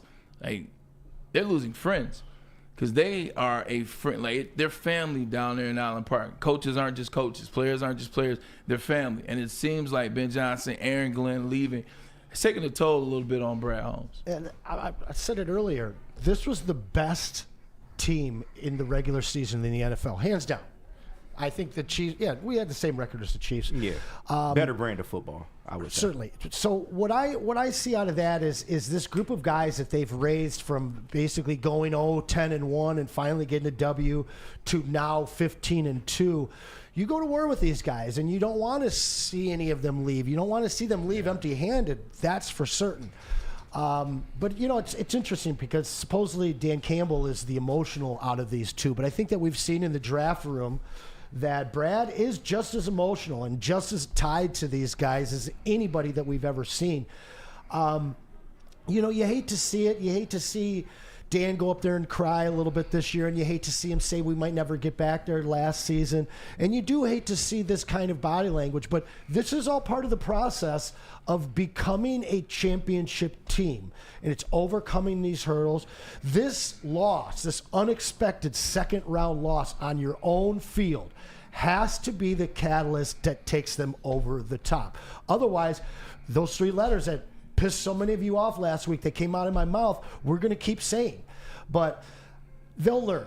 And we have guys here that had to come to Detroit. They couldn't be just stoic statues. They are emotional guys, and they are tied into the city as well as their players. So I think that we'll see less and less of this as we see these guys get into year 7 and year 10. But, you know, they're echoing how everyone here in the state of Michigan is feeling. They are, and next year, this offseason is going to be something. They got a bunch of free agents on both defense and offense. And Ben Johnson and Aaron Glenn, they know who they want from this team.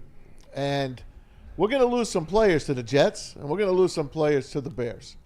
And that's what really doesn't sit well with me, especially with the Bears. And I said it from the minute that it happened. Look, I don't begrudge Ben Johnson getting a job. Of course, I wanted to get a job, make his family happy. But 36 hours after the game against Washington was over, he's in Chicago saying he's got a staff. He's been building a staff. He's been doing this. He's been doing that. And that don't sit with me either. Same with you, Anson. It's dirty pool to me. But he did it for his family. Chicago is a great town. It's a historic franchise. It's just going to hurt to see some of our guys go with him. And I hope there's very few. On offense, you got Tim Patrick available. Allen Robinson, he used to be a Bear. Craig Reynolds, Shane Zylstra, Dan Skipper. I think Skip stays here. Zeitler, I hope we re-sign him. On defense, Carlton Davis, Davenport, Kaminsky, Mosley, Onzarike. You could see him going with Aaron Glenn right there. I can tell you that. Melifonwu, Dorsey, Vilder, and Derek Barnes. And that's the rumor. Derek Barnes, remember, he made that interception against Baker Mayfield last year. And we were expecting a lot out of him this year. He got hurt, out for the year. And we could have used him. And I think AG or Ben Johnson is going to grab a few of these guys. So who you keep is going to be important. I'd like to see them bring back 99 again. I hope they do. Yeah. We'll find out, guys. Yeah, and we'll probably dive into this list. This is actually a list. Great job by you, Peter, putting up the free agents that'll be available this season to leave or to sign and to stay. And, you know, we can get into this a little bit, who you want to keep. Obviously, Carlton Davis, you know, Marcus Davenport. We didn't see. John Kaminsky is a staple here. Please don't sign Emmanuel Mosley again. Yes. They won't. 100%. Leave Onzarike. Look, at the end of the day, when he plays, but he has missed a ton of time in the last 3 years. Yep. Melifonwu. Top 3. Give me your top 3 that you want. Just on both sides of the ball? Just top 3 from that list. Carlton Davis. I mean, we all know Zeitler's one, right? We're all on board wanting Zeitler back, correct? I do. I want it if he wants it. Pause. Yeah. His wife says he does. Like, if Kevin Zeitler wants to be here, like, if the hamstring's not a big deal, he's 35, ladies and gentlemen. Right. So, like, if he wants to be here, then yes. It's going to be Tim Patrick for me, Carlton Davis, and Dan Skipper is good. I like Dan Skipper. Solid backup. Yeah. Skipper ain't going anywhere. And he's not going. Take him off the board. Yeah. Anyway, so Tim Patrick. Here, this might help you out here. Zeitler. This is unrestricted. Who's your top 3, Maz? Carlton Davis, for sure. Yeah, that's why. Tim Patrick, for sure. Those two. And my third, I like Iffy. I like Melifonwu. I think he's got a lot, but I know Dan Campbell was getting a little upset because he was not getting healthy. He didn't get healthy to the Vikings game. Finally got to play in that Vikings game and got one game here in the postseason. You didn't get to see the best of Melifonwu. The year prior, he was a beast. Yeah. Remember, he came at the end of the year and he was everywhere. Put that list back up there. That's the guy. I want to keep him for sure. Come on, Craig. Craig Reynolds is a great backup. Yeah, this is the other thing too. Like, Lions fans, like, don't get so caught up in these names because they're part of 2021 till now. Look, we appreciate what you guys did. We appreciate what you meant to the 2022 team, the 23 team, the 24 team. But at the end of the day, man, it's like, I'm not tripping on a lot of guys on this list. That's fine. Like, if you look at this list, like, I'm not tripping on Reynolds. I'm not tripping on Robinson. I'm not tripping on Wasika. Yeah. I'm not tripping on Zylstra. I'm not tripping on Onzarike, Melifonwu, Dorsey, Vildor, Barnes, Davenport, Mosley. I'm really not tripping on any of these players because these players aren't players that I think we need to get to another level, to get to a better level, or to be better next year. And Maz, I definitely somewhat agree, but some of the names that took a little longer in their development to come on, your guys like Levi, your guys like Iffy, your guys like Derek Barnes. Yes, it would be nice to have them, but seeing that you have so many decisions you have to make, not to say trim the fat, but at this point, at this stage of where the Lions are, you got to start cutting some of these guys, that took a little longer to become the players that you wanted them to be. I love Iffy, but he seems to be a specialist in one area of defense. Not to say he's bad in coverage, but he's used primarily for blitzing. Levi Onwuzurike, the back injury. It's just been a lot. Derek Barnes, it took him 2 or 3 years to finally get to, making that play in the playoffs. So, just Barnes and Melifonwu are 26.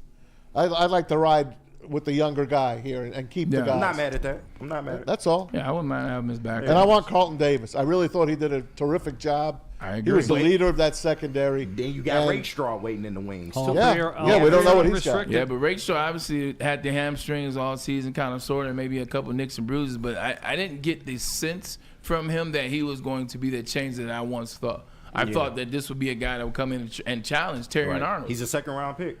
Yeah. True, but I thought there was a little bit more in the beginning. But you can just see there wasn't a lot of conversation about him. They really didn't know what was going on with him all season long, and we never really got a chance to see him play. So from that standpoint, I'm not as high, or my thought process isn't where he can be a little bit more than I thought. I think he's a third, a Kendall Vildor, and maybe even Big Robinson. A topic, a hot button for this team in the last 4 years is Jared Goff. It's number 16. 4 turnovers in the game against the Commanders. Not all his fault, but at the same time, I get tired of making excuses for quarterbacks, whoever it is. What were your thoughts of Jared on that Saturday? I think that's the best question. What were your thoughts on 16 that Saturday as a $53 million quarterback? As a $53 million quarterback, it was a tough game to watch. But that first fumble, which really puts them behind, shouldn't have been a pass play, period. There was a few situations where we kept getting further and further back because our defense couldn't make stops, and you saw Jared Goff press. Listen, Lions could have ran the ball every single possession, every single play, and probably win that game. Yeah. I mean, we saw Philadelphia. Especially if they start with Jameer Gibbs. 100%. My apologies. 100%. You go get we that. Philadelphia run the ball. I mean, look at what Will Shipley did in the last few minutes of that game against Washington. He just ran all over them. When I look at that game, if that game is called just slightly different, Jared Goff is not in a position where he has to press. Now, 9 times out of 10, when we've seen him have to press, this is one of the most clutch quarterbacks in the NFL, in my opinion.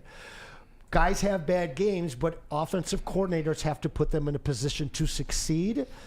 And I felt like he was running trick plays and running stuff that you run in Week 7 against the Tennessee Titans, not a game plan that's suitable for your first home game as a number 1 seed in your franchise's history. Keep it simple, stupid. KG, you on the clock. Yeah, no, Jared Goff choked. And I'm somebody who is a supporter of Jared Goff. I've been a fan of him since he's been here, especially after 2022. He choked. This is a bad mark on his playoff record. And, I felt like he never really got into a rhythm. That first 3 and out to start the game did him no favors. And yes, Anson, I do agree. 3rd and 1 empty set at the 17, in the red zone. I wouldn't call that play there, but at the same time, I feel like Jared Goff could have just fell on the ball instead of trying to make something happen, and maybe you avoid a fumble right there. And then the following 2 interceptions that came were just really bad. You had the one to J-Mo in the end zone, and then you had the other one, I think, to Amon-Ra. That was partially J-Mo's fault, by the way. It partially was. But the one he sailed to, I think it was Amon-Ra St. Brown, absolutely sailed that one. And he just wasn't in the right headspace. He was able to, keep the game close, but you never got the sense that they were actually going to get over the hump. And I hate to say that as a fan, but as the 4th quarter approached and after that 4th and 2, 12 men on the field, you just really felt like he didn't have it at that point. And for me, though, real quick, KG, when you recognize that, and you saw it in the first quarter. Yeah. As an offensive coordinator, you have to adjust. I agree. And I felt like he called Ben Johnson the same game that he's called all season. And I'm sorry, but the playoffs just aren't the same. Right? Yeah. And you got to adjust on the fly the same way all 11 are on the field. My thoughts on Jared Goff is this: he's the exact same guy that you paid the money to. My biggest issue is the money that he paid, $53 million. Like, if you want to go back and have a problem with it, then maybe you can go back with the $53 million, because Jared Goff that day is going to be the same Jared Goff that he is next year. If you have all the guys on defense and the defense is humping, if the offense is clicking, Jared Goff is going to be in position. He will pick you apart. We saw that time and time again. If the defense isn't healthy, if there are some miscommunications, if there are some bad plays, and now he's pressing, well, he turns into no one. He's still the same guy he always is. This is who Jared Goff is. So the defense, the injuries, that caught up to the defense, and then they simply lost that rhythm. He got to press, and then once he presses, once Jared throws one, it's safe to say he's probably throwing another one. That's a fact. He's probably going to throw another one. That's just been who he has over his career. It's no slap or disrespect. That's just who he's been. So I think next year, the silver lining once again, it's the injuries. But here we go. This is Brad Holmes on Jared Goff. I think the guy's in his prime. He's gotten better and better every year. And when I say prime, I think like just entering it. It's because he keeps ascending. I think like every single year we've been here, the next year has been, man, he's playing out, you know, and the levels keep improving. So, again, I just have a lot of faith in Dan, and I know that he'll make sure that Jared's going to be in a good position. We all said it, and I'm not any different than you guys. He's a statue, okay? Yeah. But he's a good statue if you protect him. If you protect him, he's going to pick you apart, just like Braylon said. If you put any pressure on him at all, and the O-line's not having a good day, and Graham Glasgow was a shell of himself the last couple of games. Mm-hmm. He's and hurt. Taylor Jacker. He did great for us up till then, but he's probably gets out of bed slower than I get out of bed right now.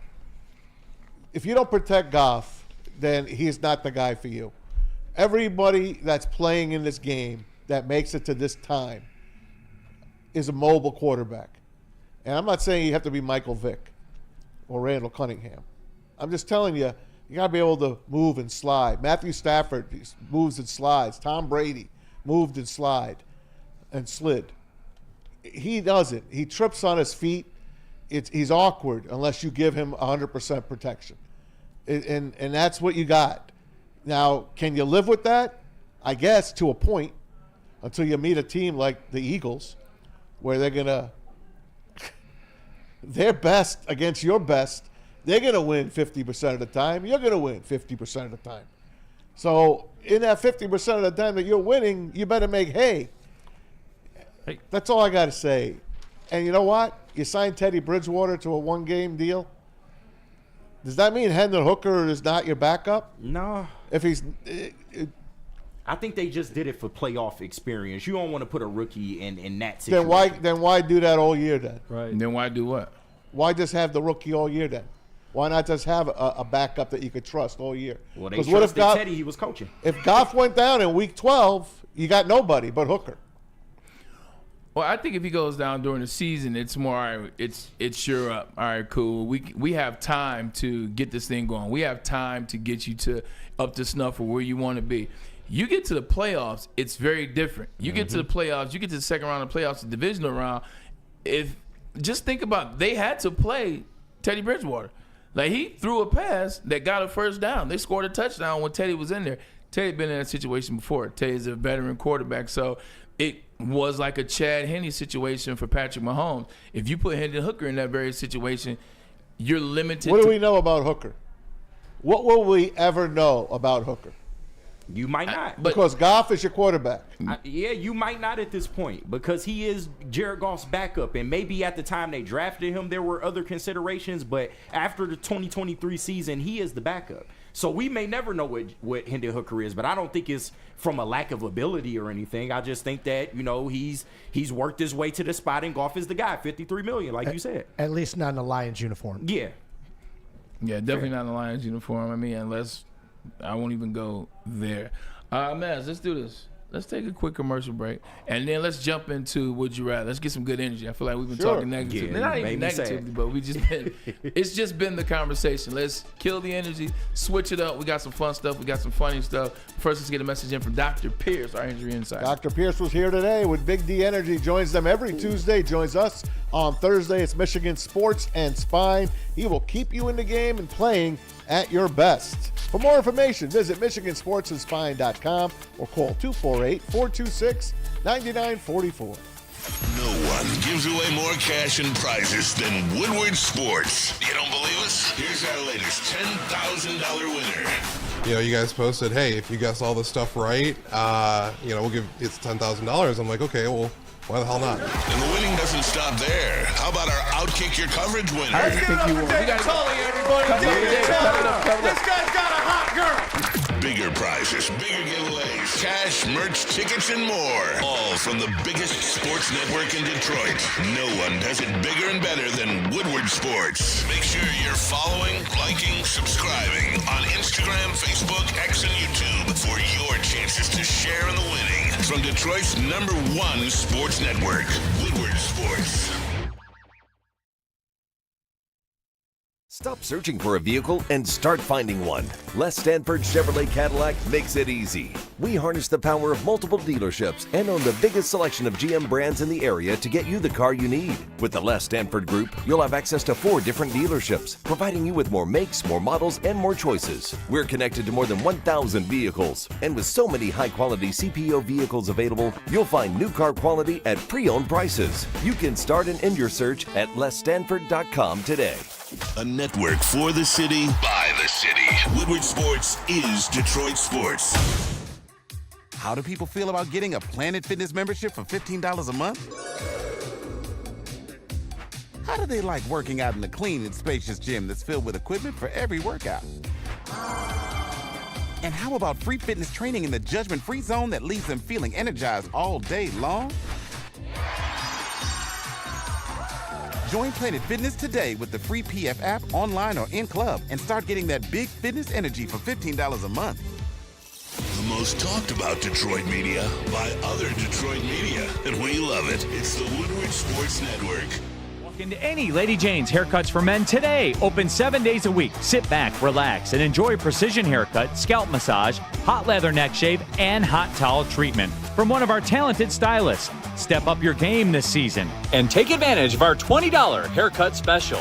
Scan the QR code and get your coupon today.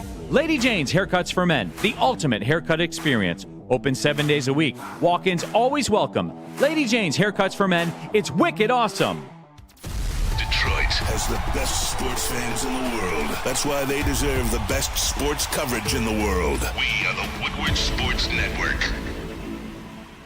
It's wintertime, so you want to be in shape for the spring. The best time to go is right now. Planet Fitness, where they have fitness that fits into your budget. They're not trying to hit you over the head. So come into Planet Fitness right now. They feature squeaky clean gym. Look, I don't know about you, but a gym, like, you want the gym. You want the locker room to be clean. You don't want it to be smelly, nothing like that. Planet Fitness, it's the best place. It's clean. They got a great logo, great color. It's just a dope place to be. When you walk in there, you get the fruities at the front desk, the purple fruities. I guess you're supposed to be there for fitness, so my apologies. Come in, there's like trainers both of with those. it. They're the best. Yeah. Love those. Purple Tootsie fruities Rolls. are the best. You So come in, likes them. membership includes a trainer. How about that? And also, once again, your fitness is essential. If you're going to be in Sorokas, you got to go to Planet Fitness. They're at 1-2 punch. Limited time only. I keep telling you about the signature wings. They're just not going to be there one day. You looked up in that Nashville hot, it was gone. So too will be the signature wings if you don't pull up on them now. Sorokas were the real fans' favorite. And don't forget the crispy chicken. I think we get caught up in the signature wings. They still got that crispy chicken till I had some 2 weeks ago. It's too soon. It will always be too soon. Sorokas were the real fans' favorite. The biscuits aren't limited time, right? Those are forever. They better be. Bang, it's biscuits. Those are definitely forever. We talked about switching up the energy, so look, let's do a little bit of on-the-fly Time Mazaway. Would you rather, in honor of Ryan Ermanni? I got about 1, 2, 3, 4, 5, 6, 7. I got 8 good ones. All right, let's hear them. I got 8 good ones. Go around the room. All right, here we go. For the playoff game against the Commanders, you could have had one of these players back from the past. Would you rather Ndamukong Suh or Calvin Johnson? Oh, I like this one. I start with Anson. Sue. I mean, if the defense is fully healthy, I'm going Megatron. But no. Ndamukong Suh in the middle of that line would have been a big bonus for us. KG. Easy money. Ndamukong Suh. Sue and DJ Reader in the middle together. Oh, my God. Where are you going? Yeah, I think you stand a lot better of a chance having those two. Okay. Yeah. Tom? I ain't turning down the Hall of Famer. I'll put Calvin Okay. on the field. I'm not turning down Megatron. Just think what he would do.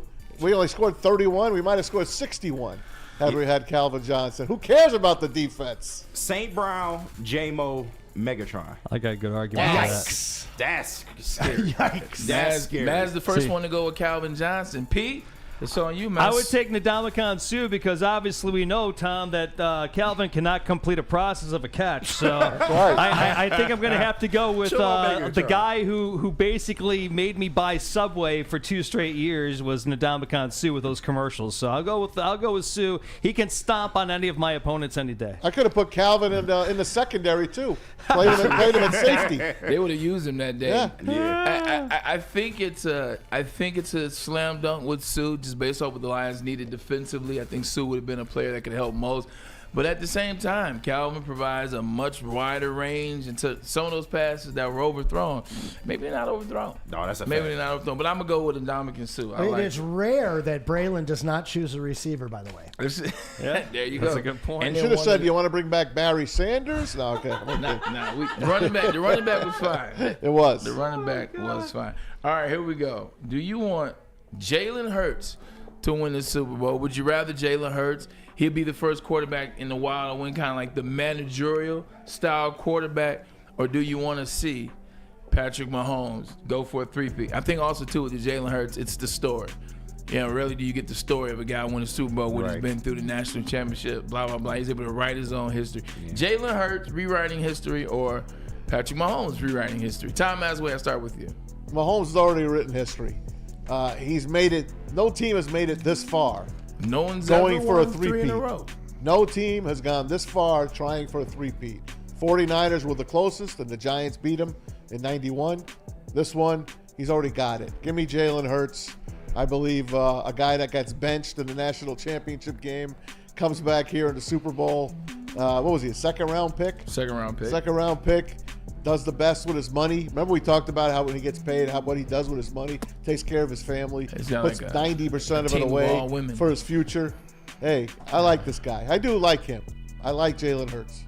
Peace Spivak, what are you doing? I like the way that Jalen Hurts looks on the field. I love his presence. I think he's such a strong freaking player, but I got to go with the guy who's a proven champion over and over again. No offense to Jalen Hurts, but Patrick Mahomes has those weird skills. He plays well hurt.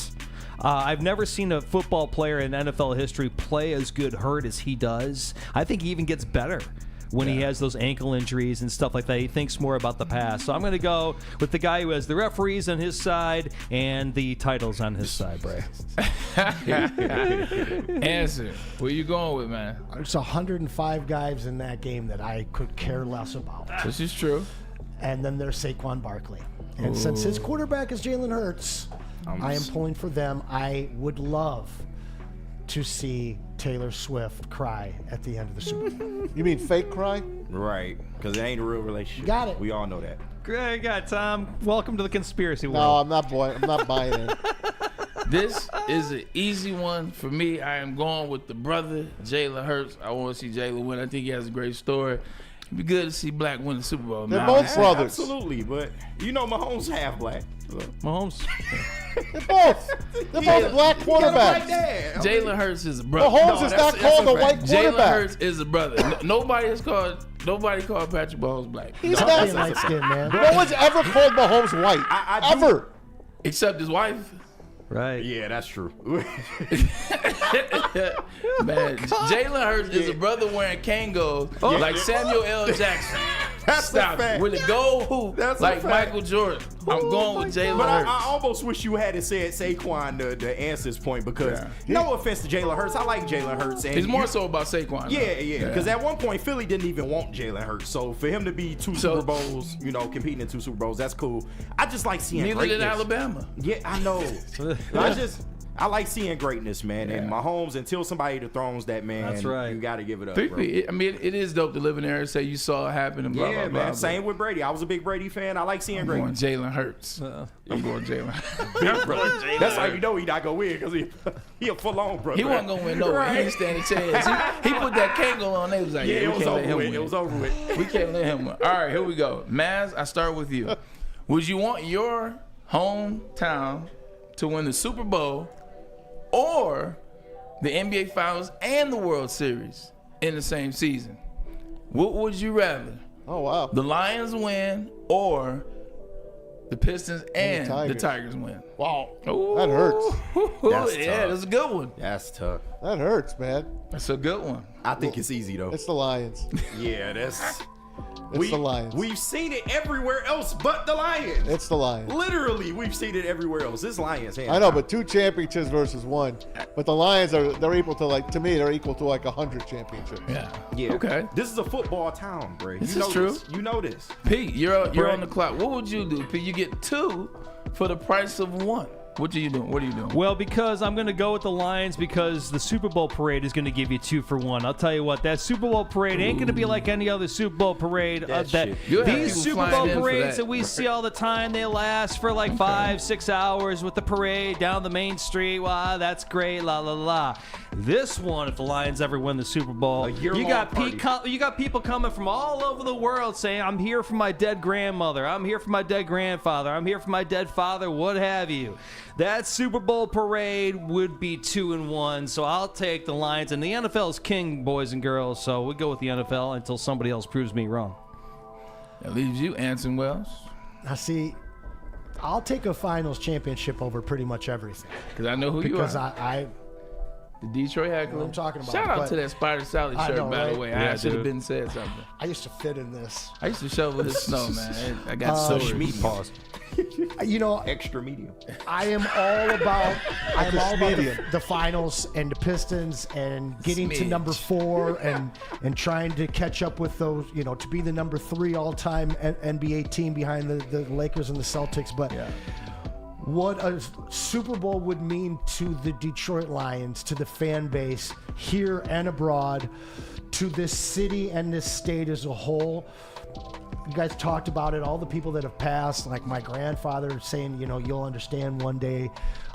There's so much pain over this Lions team for so many decades. And we're fast approaching a century of failure and pain over this team that I'd have to go with the Lions. I don't even really need the Tigers in there as much as I love them to make this, harder, because it's already hard to take a championship away from the Pistons, my boys. But listen, this whole city, this whole fan base, we need it, man. Let me up it for you. I already know I'm what gonna up it it. is. Yeah. Lions Super Bowl or Tigers World Series, Pistons NBA Championship, Red Wings Stanley Cup Championship. Doesn't change anything. 3 versus 1. Doesn't change anything. At least I saw the Tigers get to a World Series a couple times. Like, I could at least say that. You didn't see them win, though. Yeah, that's true, but I've seen the Pistons win. I've seen the Wings win. Like, everybody's excited about Super Bowl, and you should be. Football is king. You get a chance to see 2 parades in the same year. You're talking about being downtown on I just upped it to 3. But Bray, that's but I don't need an extra, man. I created the question because 2 for 1, 3 for 1. I'm going 3. It makes no sense. I feel you. But 2 for 1. I'm still going 2 for 1. I get a chance to see a parade in June and turn around and see another parade in November. But you get to ride a year of success from 2 franchises in the same city. I hear you, but you don't know the pain that we've been. I do know the pain. I'm born and raised. No, I know that, but you still knew in your Lions fandom. While you was in the league, we went through so much idiots from afar. Heartbreak. I feel, but you need to be here. You needed to be here to understand. That's what it was back then. I ain't lying. No, but a Lions Super Bowl supersedes all of that. Like, that is like 4 championships at once. I'm about the city. 2 championships in the city. You talking about 7 days, 2 weeks. 4 weeks essentially for 2. True. Money in the city. True. The revenue shares. I'm going think with of what 2 the Cubs did for Chicago once they finally got over the 100-year hump. And everybody's forgotten about it ever since. I wouldn't say that, but I wouldn't trade one. Chicago. I wouldn't trade one Pistons championship for a Lions Super Bowl. I'll tell you that. Not one of them. 04 can go. Not one of them. So for me, adding in the other 2 teams. I get it, and I can love my trade one. city. Yeah, I know 04 can go. the millions of Okay. dollars we lost, not just hosting another playoff game here. Having a series, a World Series here, having a Stanley Cup here, knowing that, the Lions went to a Super Bowl in another city that got paid for it. I'm thinking about it now, and if it's June and I got to look at my Pistons in a final saying, well, they lose this, but you get to win the Super Bowl, I don't know, man. You a diehard Pistons fan. I'm That's basketball biased. first. It's a biased answer. All right, I like it. So that one puts you a little bit to That's think. uncomfortable. It's an It is, uncomfortable yeah. question, Bray. I think, and for me, I think it's easier for me because, like you said, I'm not a Lions fan like my whole life. Yeah. I was a Pistons Right. and Tigers fan. Though. While you was in the league, we getting our back kicked in One. every goddamn year. So would you trade one of those I'm just championships saying. for a Super Bowl? Yeah. Which one? You talking like KG said. I mean, I guess you could say you get one in the 80s so that you still beat Kobe and Shaq in 04. But it's something about being back to back.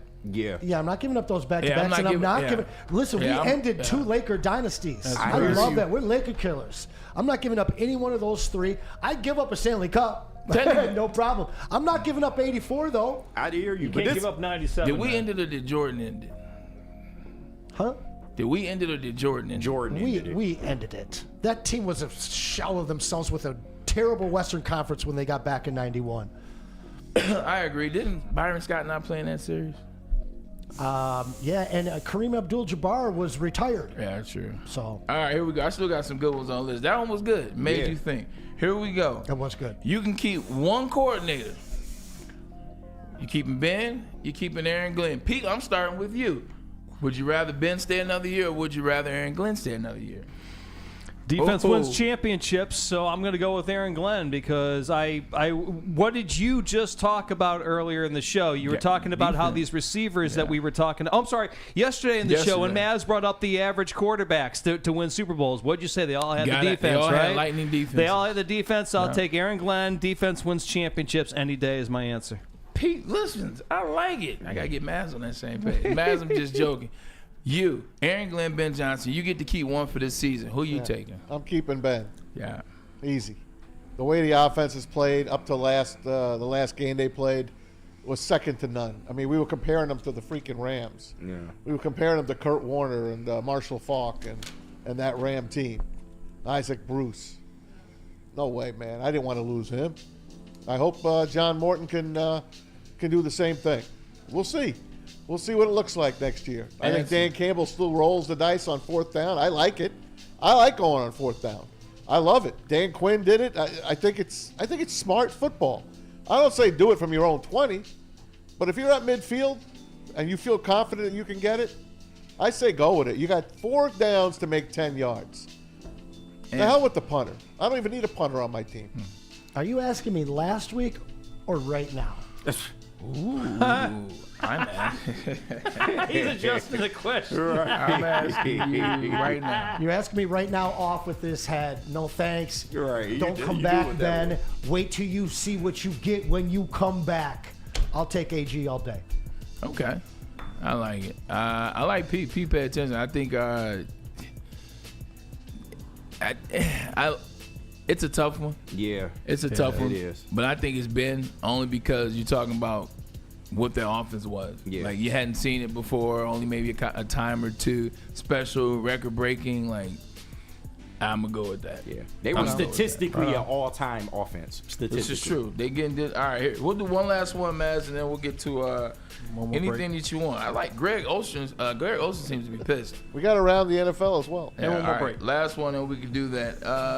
Anson, this is more so for you and KG. Cade Cunningham, right now, you're starting a franchise. Okay. Cade Cunningham, as he is in currently, or SGA. And you like how I said now, SGA is in year, 9? Yeah. No, Cade's in 18 he came in, so this is year 6, 7. 6 or 7. Mm-hmm. And basically, year 7 is what we always talk about with NBA players taking that step to superstardom. SGA's there, Doing 7. so he's got a lot of help, obviously. That is a really tough question. I'm going to take Cade, to be quite honest with you. He's a better defender. He is a better distributor. SGA at this point in his career is a better scorer. As a leader out there, honestly, when I watch that team, J-Dub, my boy Jalen Williams, seems more like a presence of leadership than SGA. SGA has a lot of, I don't want to call him flamboyant, but he's emotional out there. And, you know, what I've seen out of Cade this year, he's a killer. Yeah. He's an absolute killer. He's got that look in his eye. You know, we've seen a whole bunch of little shenanigans between the Bad Boys 3.0 and these other teams, the Pacers and some others, and Cade's right there. I like his moxie. I like where he's headed. I like how he's taking the team with him. And as much as I love OKC, SGA is not my favorite, so I'll take Cade. Yeah, and Cade is in what, year 3 or 4? 4. Yeah, so like SGA, it took a little while for him to get there, but now he is one of the better players in the NBA. But like we talked about on the morning show when we said, you know, he's a better all-around player than a Jalen Brunson and a Donovan Mitchell. And if we talking from pure skill set standpoint, I think he is, and I think he's better than SGA in a lot of areas, man. Like you said, defensively, rebounding the basketball, he can score just as good as SGA can. I think right now, Cade in year 4 is already making strides, and by year 10, he's probably, you're looking at a superstar in this league. So I'm going Cade. Matt, you going with the MVP or you going with the? What year is SGA in? SGA year 7. 17-18 was his first year. Give me Cade. Yeah, Cade's on his way. in year 4. I love his look. I like you said, Anson. I love it. He wants 17, 18? He wants the That heat. was his first year. This year 8.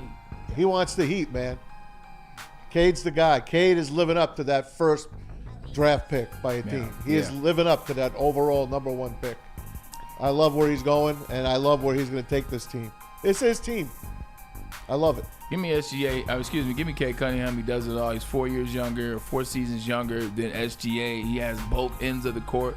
He's a leader. He's figuring out. He represents Detroit. Like I love when I see him at the podium. 7th year, 18-19. My bad. 18, okay, 7 years. So yeah, I like what Cade is doing on the overall. I believe you can build around this guy, whatever you want to do. This is your guy, though. Yeah. This is your piece. So he's Detroit. He's Detroit. He is very, very Detroit. And what again? I've said it before. What that sleepy look that we kind of criticized him over. Yep. It's become the look of a killer. It's like Jim Brown.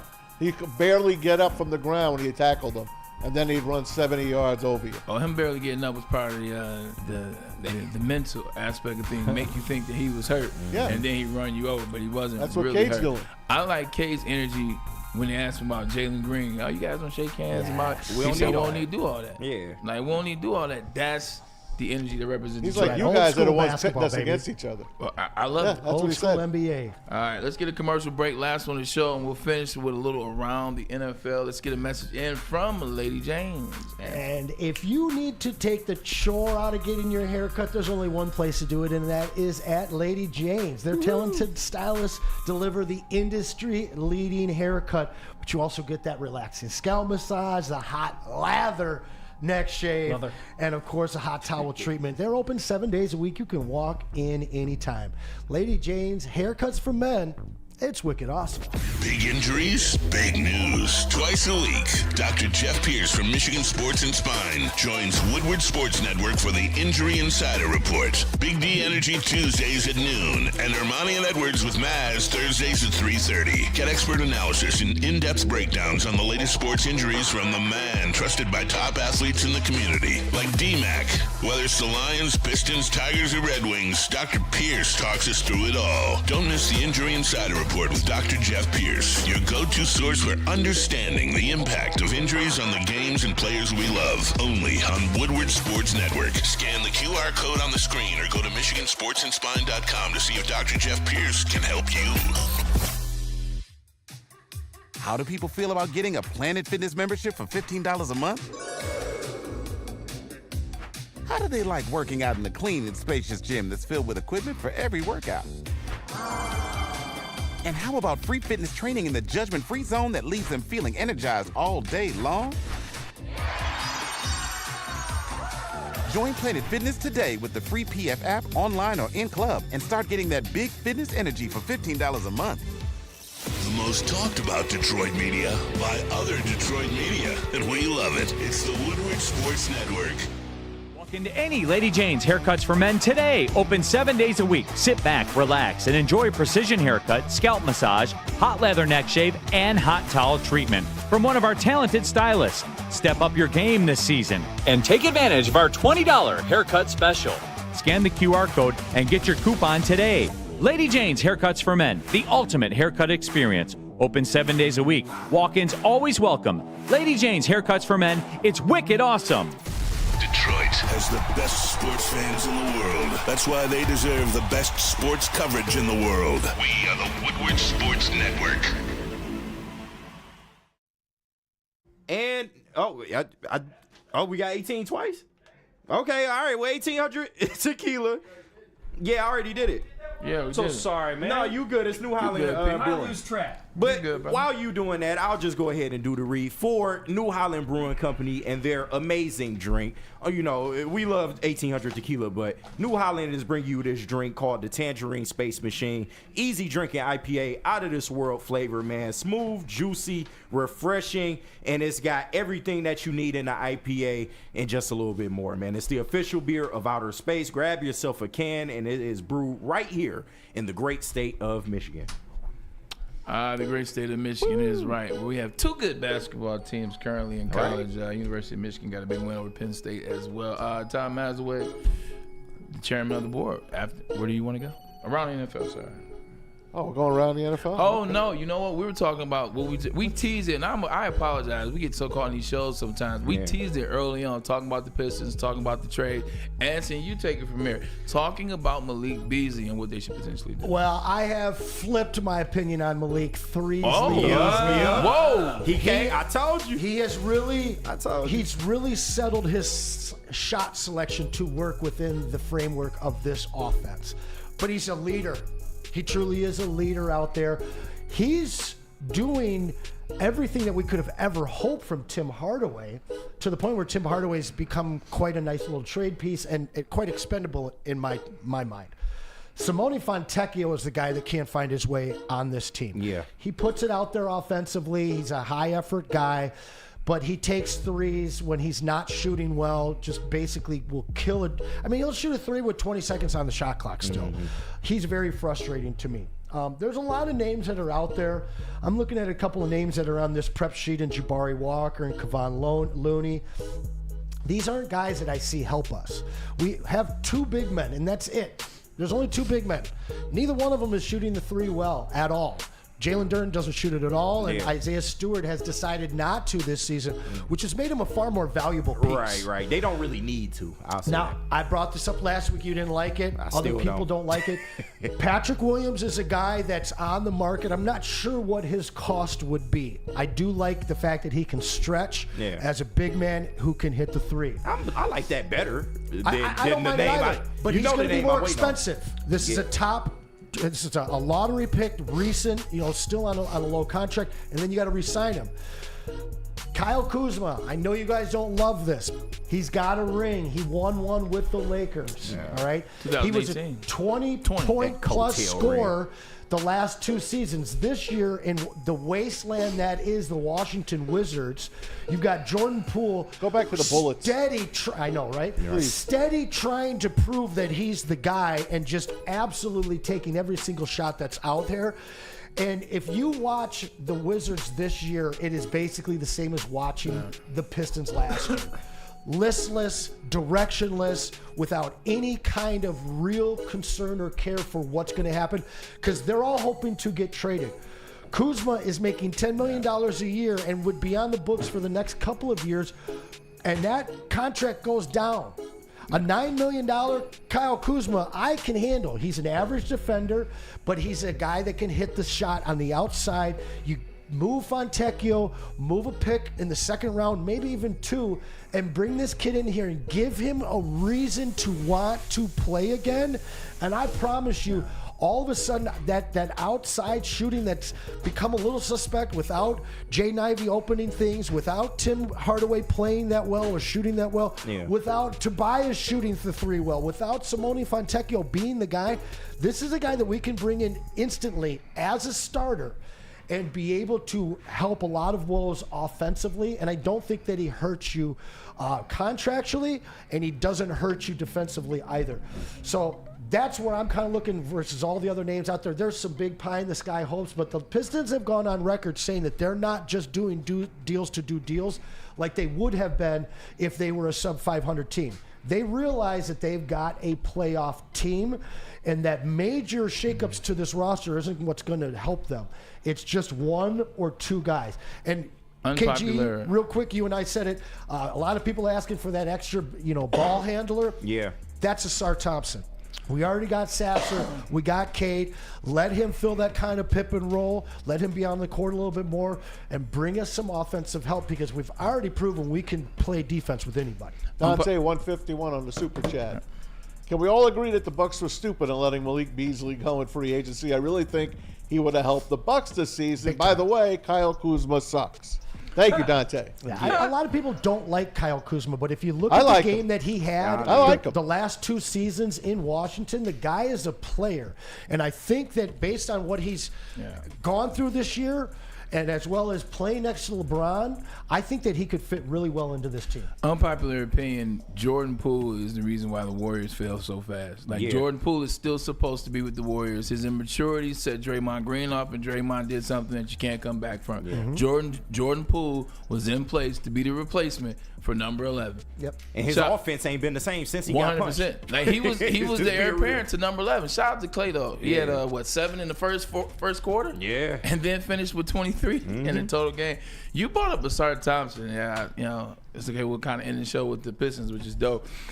I was trying to figure out why the men went third. Asar went fourth. Yeah. What's the difference? Who's better? They look the same. The game is similar. No. I watched last night. I see why Amen went a little bit before. Went one pick before his brother. Similar game, but his looks different. Yeah. He's going to. He also didn't have a blood clot and sit out of basketball for nearly a year. No. Right. But a man got the better offensive game. Hold on. I'm not saying that. Look, they're brothers at the end I of the get day. it.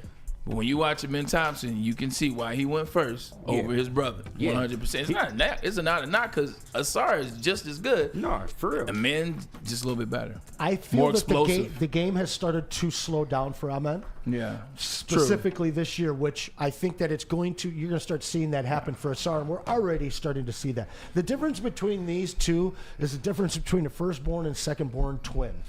One is a little more gregarious. Asar one is a little more better, reserved. Yeah. Asar, Amen Thompson, it's a cool name. You don't even know how to pronounce Asar Thompson, because he is going to be a star. But he's far more reserved. But he was in the gym more as well from the work I did during the offseason when we drafted him. I'm not worried about their 2 games and both of them being very, very similar plays. I think that Asar will end up being more of a defender, whereas Amen will develop more into a scorer. But let's give Asar one more year of being healthy and let that game slow down for him before we really make that comparison. That's fair. I hate to point out where something could have been better, but hey, that's just my nature. Ryan Ermanni sat in that same chair. Okay? Sat in that same chair 2 years ago. And he asked the Pistons to go after a certain coach. He asked the Pistons to go after a guy that didn't get a fair shake with the Boston Celtics. Oh, yes, please. He said, go after Ime Udoka. I want him so bad. Who's the best coach in the league, not named, I don't know, tell me who's better. Ime Udoka, in 2 years, have the Houston Rockets in second place in the Western Conference, the hardest conference, and they're playing on another level. Ime Udoka would have won the title with the Celtics. We know that to be true. Yeah. But because of whatever else happened, they got rid of. This was the move. J.B. Bickerstaff has done an amazing job, and I'm happy with the stability. Yeah.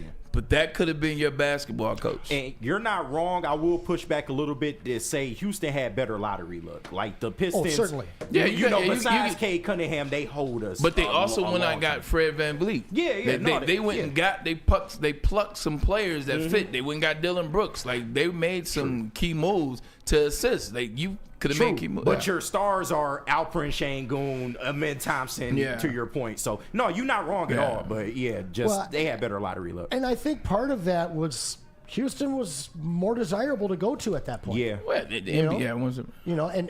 Listen, I was pounding the table for him as well. I thought that would have been the absolute hire for the Detroit Pistons. But, you're looking at it, and you're looking at that team. They weren't a free agent destination 2 years ago. Your owner is a question mark, period. Yeah. And people around the NBA know that. So the Pistons finally have created something where there's some interest, and we might see a nice name come here in a trade. But I think that we certainly will see a player through free agency that impacts this team come this summer. Tom Masway, last words out of you on the show. What you got? February 6th, that's next Wednesday. That's the trade deadline, 3 o'clock for the NBA. Gonna be fun. Are the Pistons sellers? Are they buyers? The word on the street is they're going to control this whole draft deadline. Yeah, it's going to go through Detroit. It might be 2, 3, 4 teams involved, but something's going to move. Something's going to shake, and I'm looking forward to it. This is a fun time now. Finally, we're not talking about a 3-win team. We're talking about a team that competes every night, 23-23 on the year, and things are looking better. They lost last night to the top seed, the Cavaliers. That's no shake. You got the Pacers here tomorrow. I think I'm going that game. Going on. That's good. I'll probably go to the game on Friday. Maz, you know what? You know who didn't win last night? Detroit Red Wings. Yep. They got their win. They beat the Kings 5-2 last night. So shout out to the Wings. Third straight win for them. Now won 3 straight. That's good because they once they went on their little run, they subsided a little bit. So here we are. Where are they at in the standings? 2 points out of a playoff spot. 2 out the playoffs. They start a 4-game Western trip tomorrow and Thursday in Edmonton. Kiss the ring. Hey, man, guess what? It's 4 o'clock. We'll see you guys tomorrow. Wow. We appreciate you. We're out of here. Don't tell Ermanni.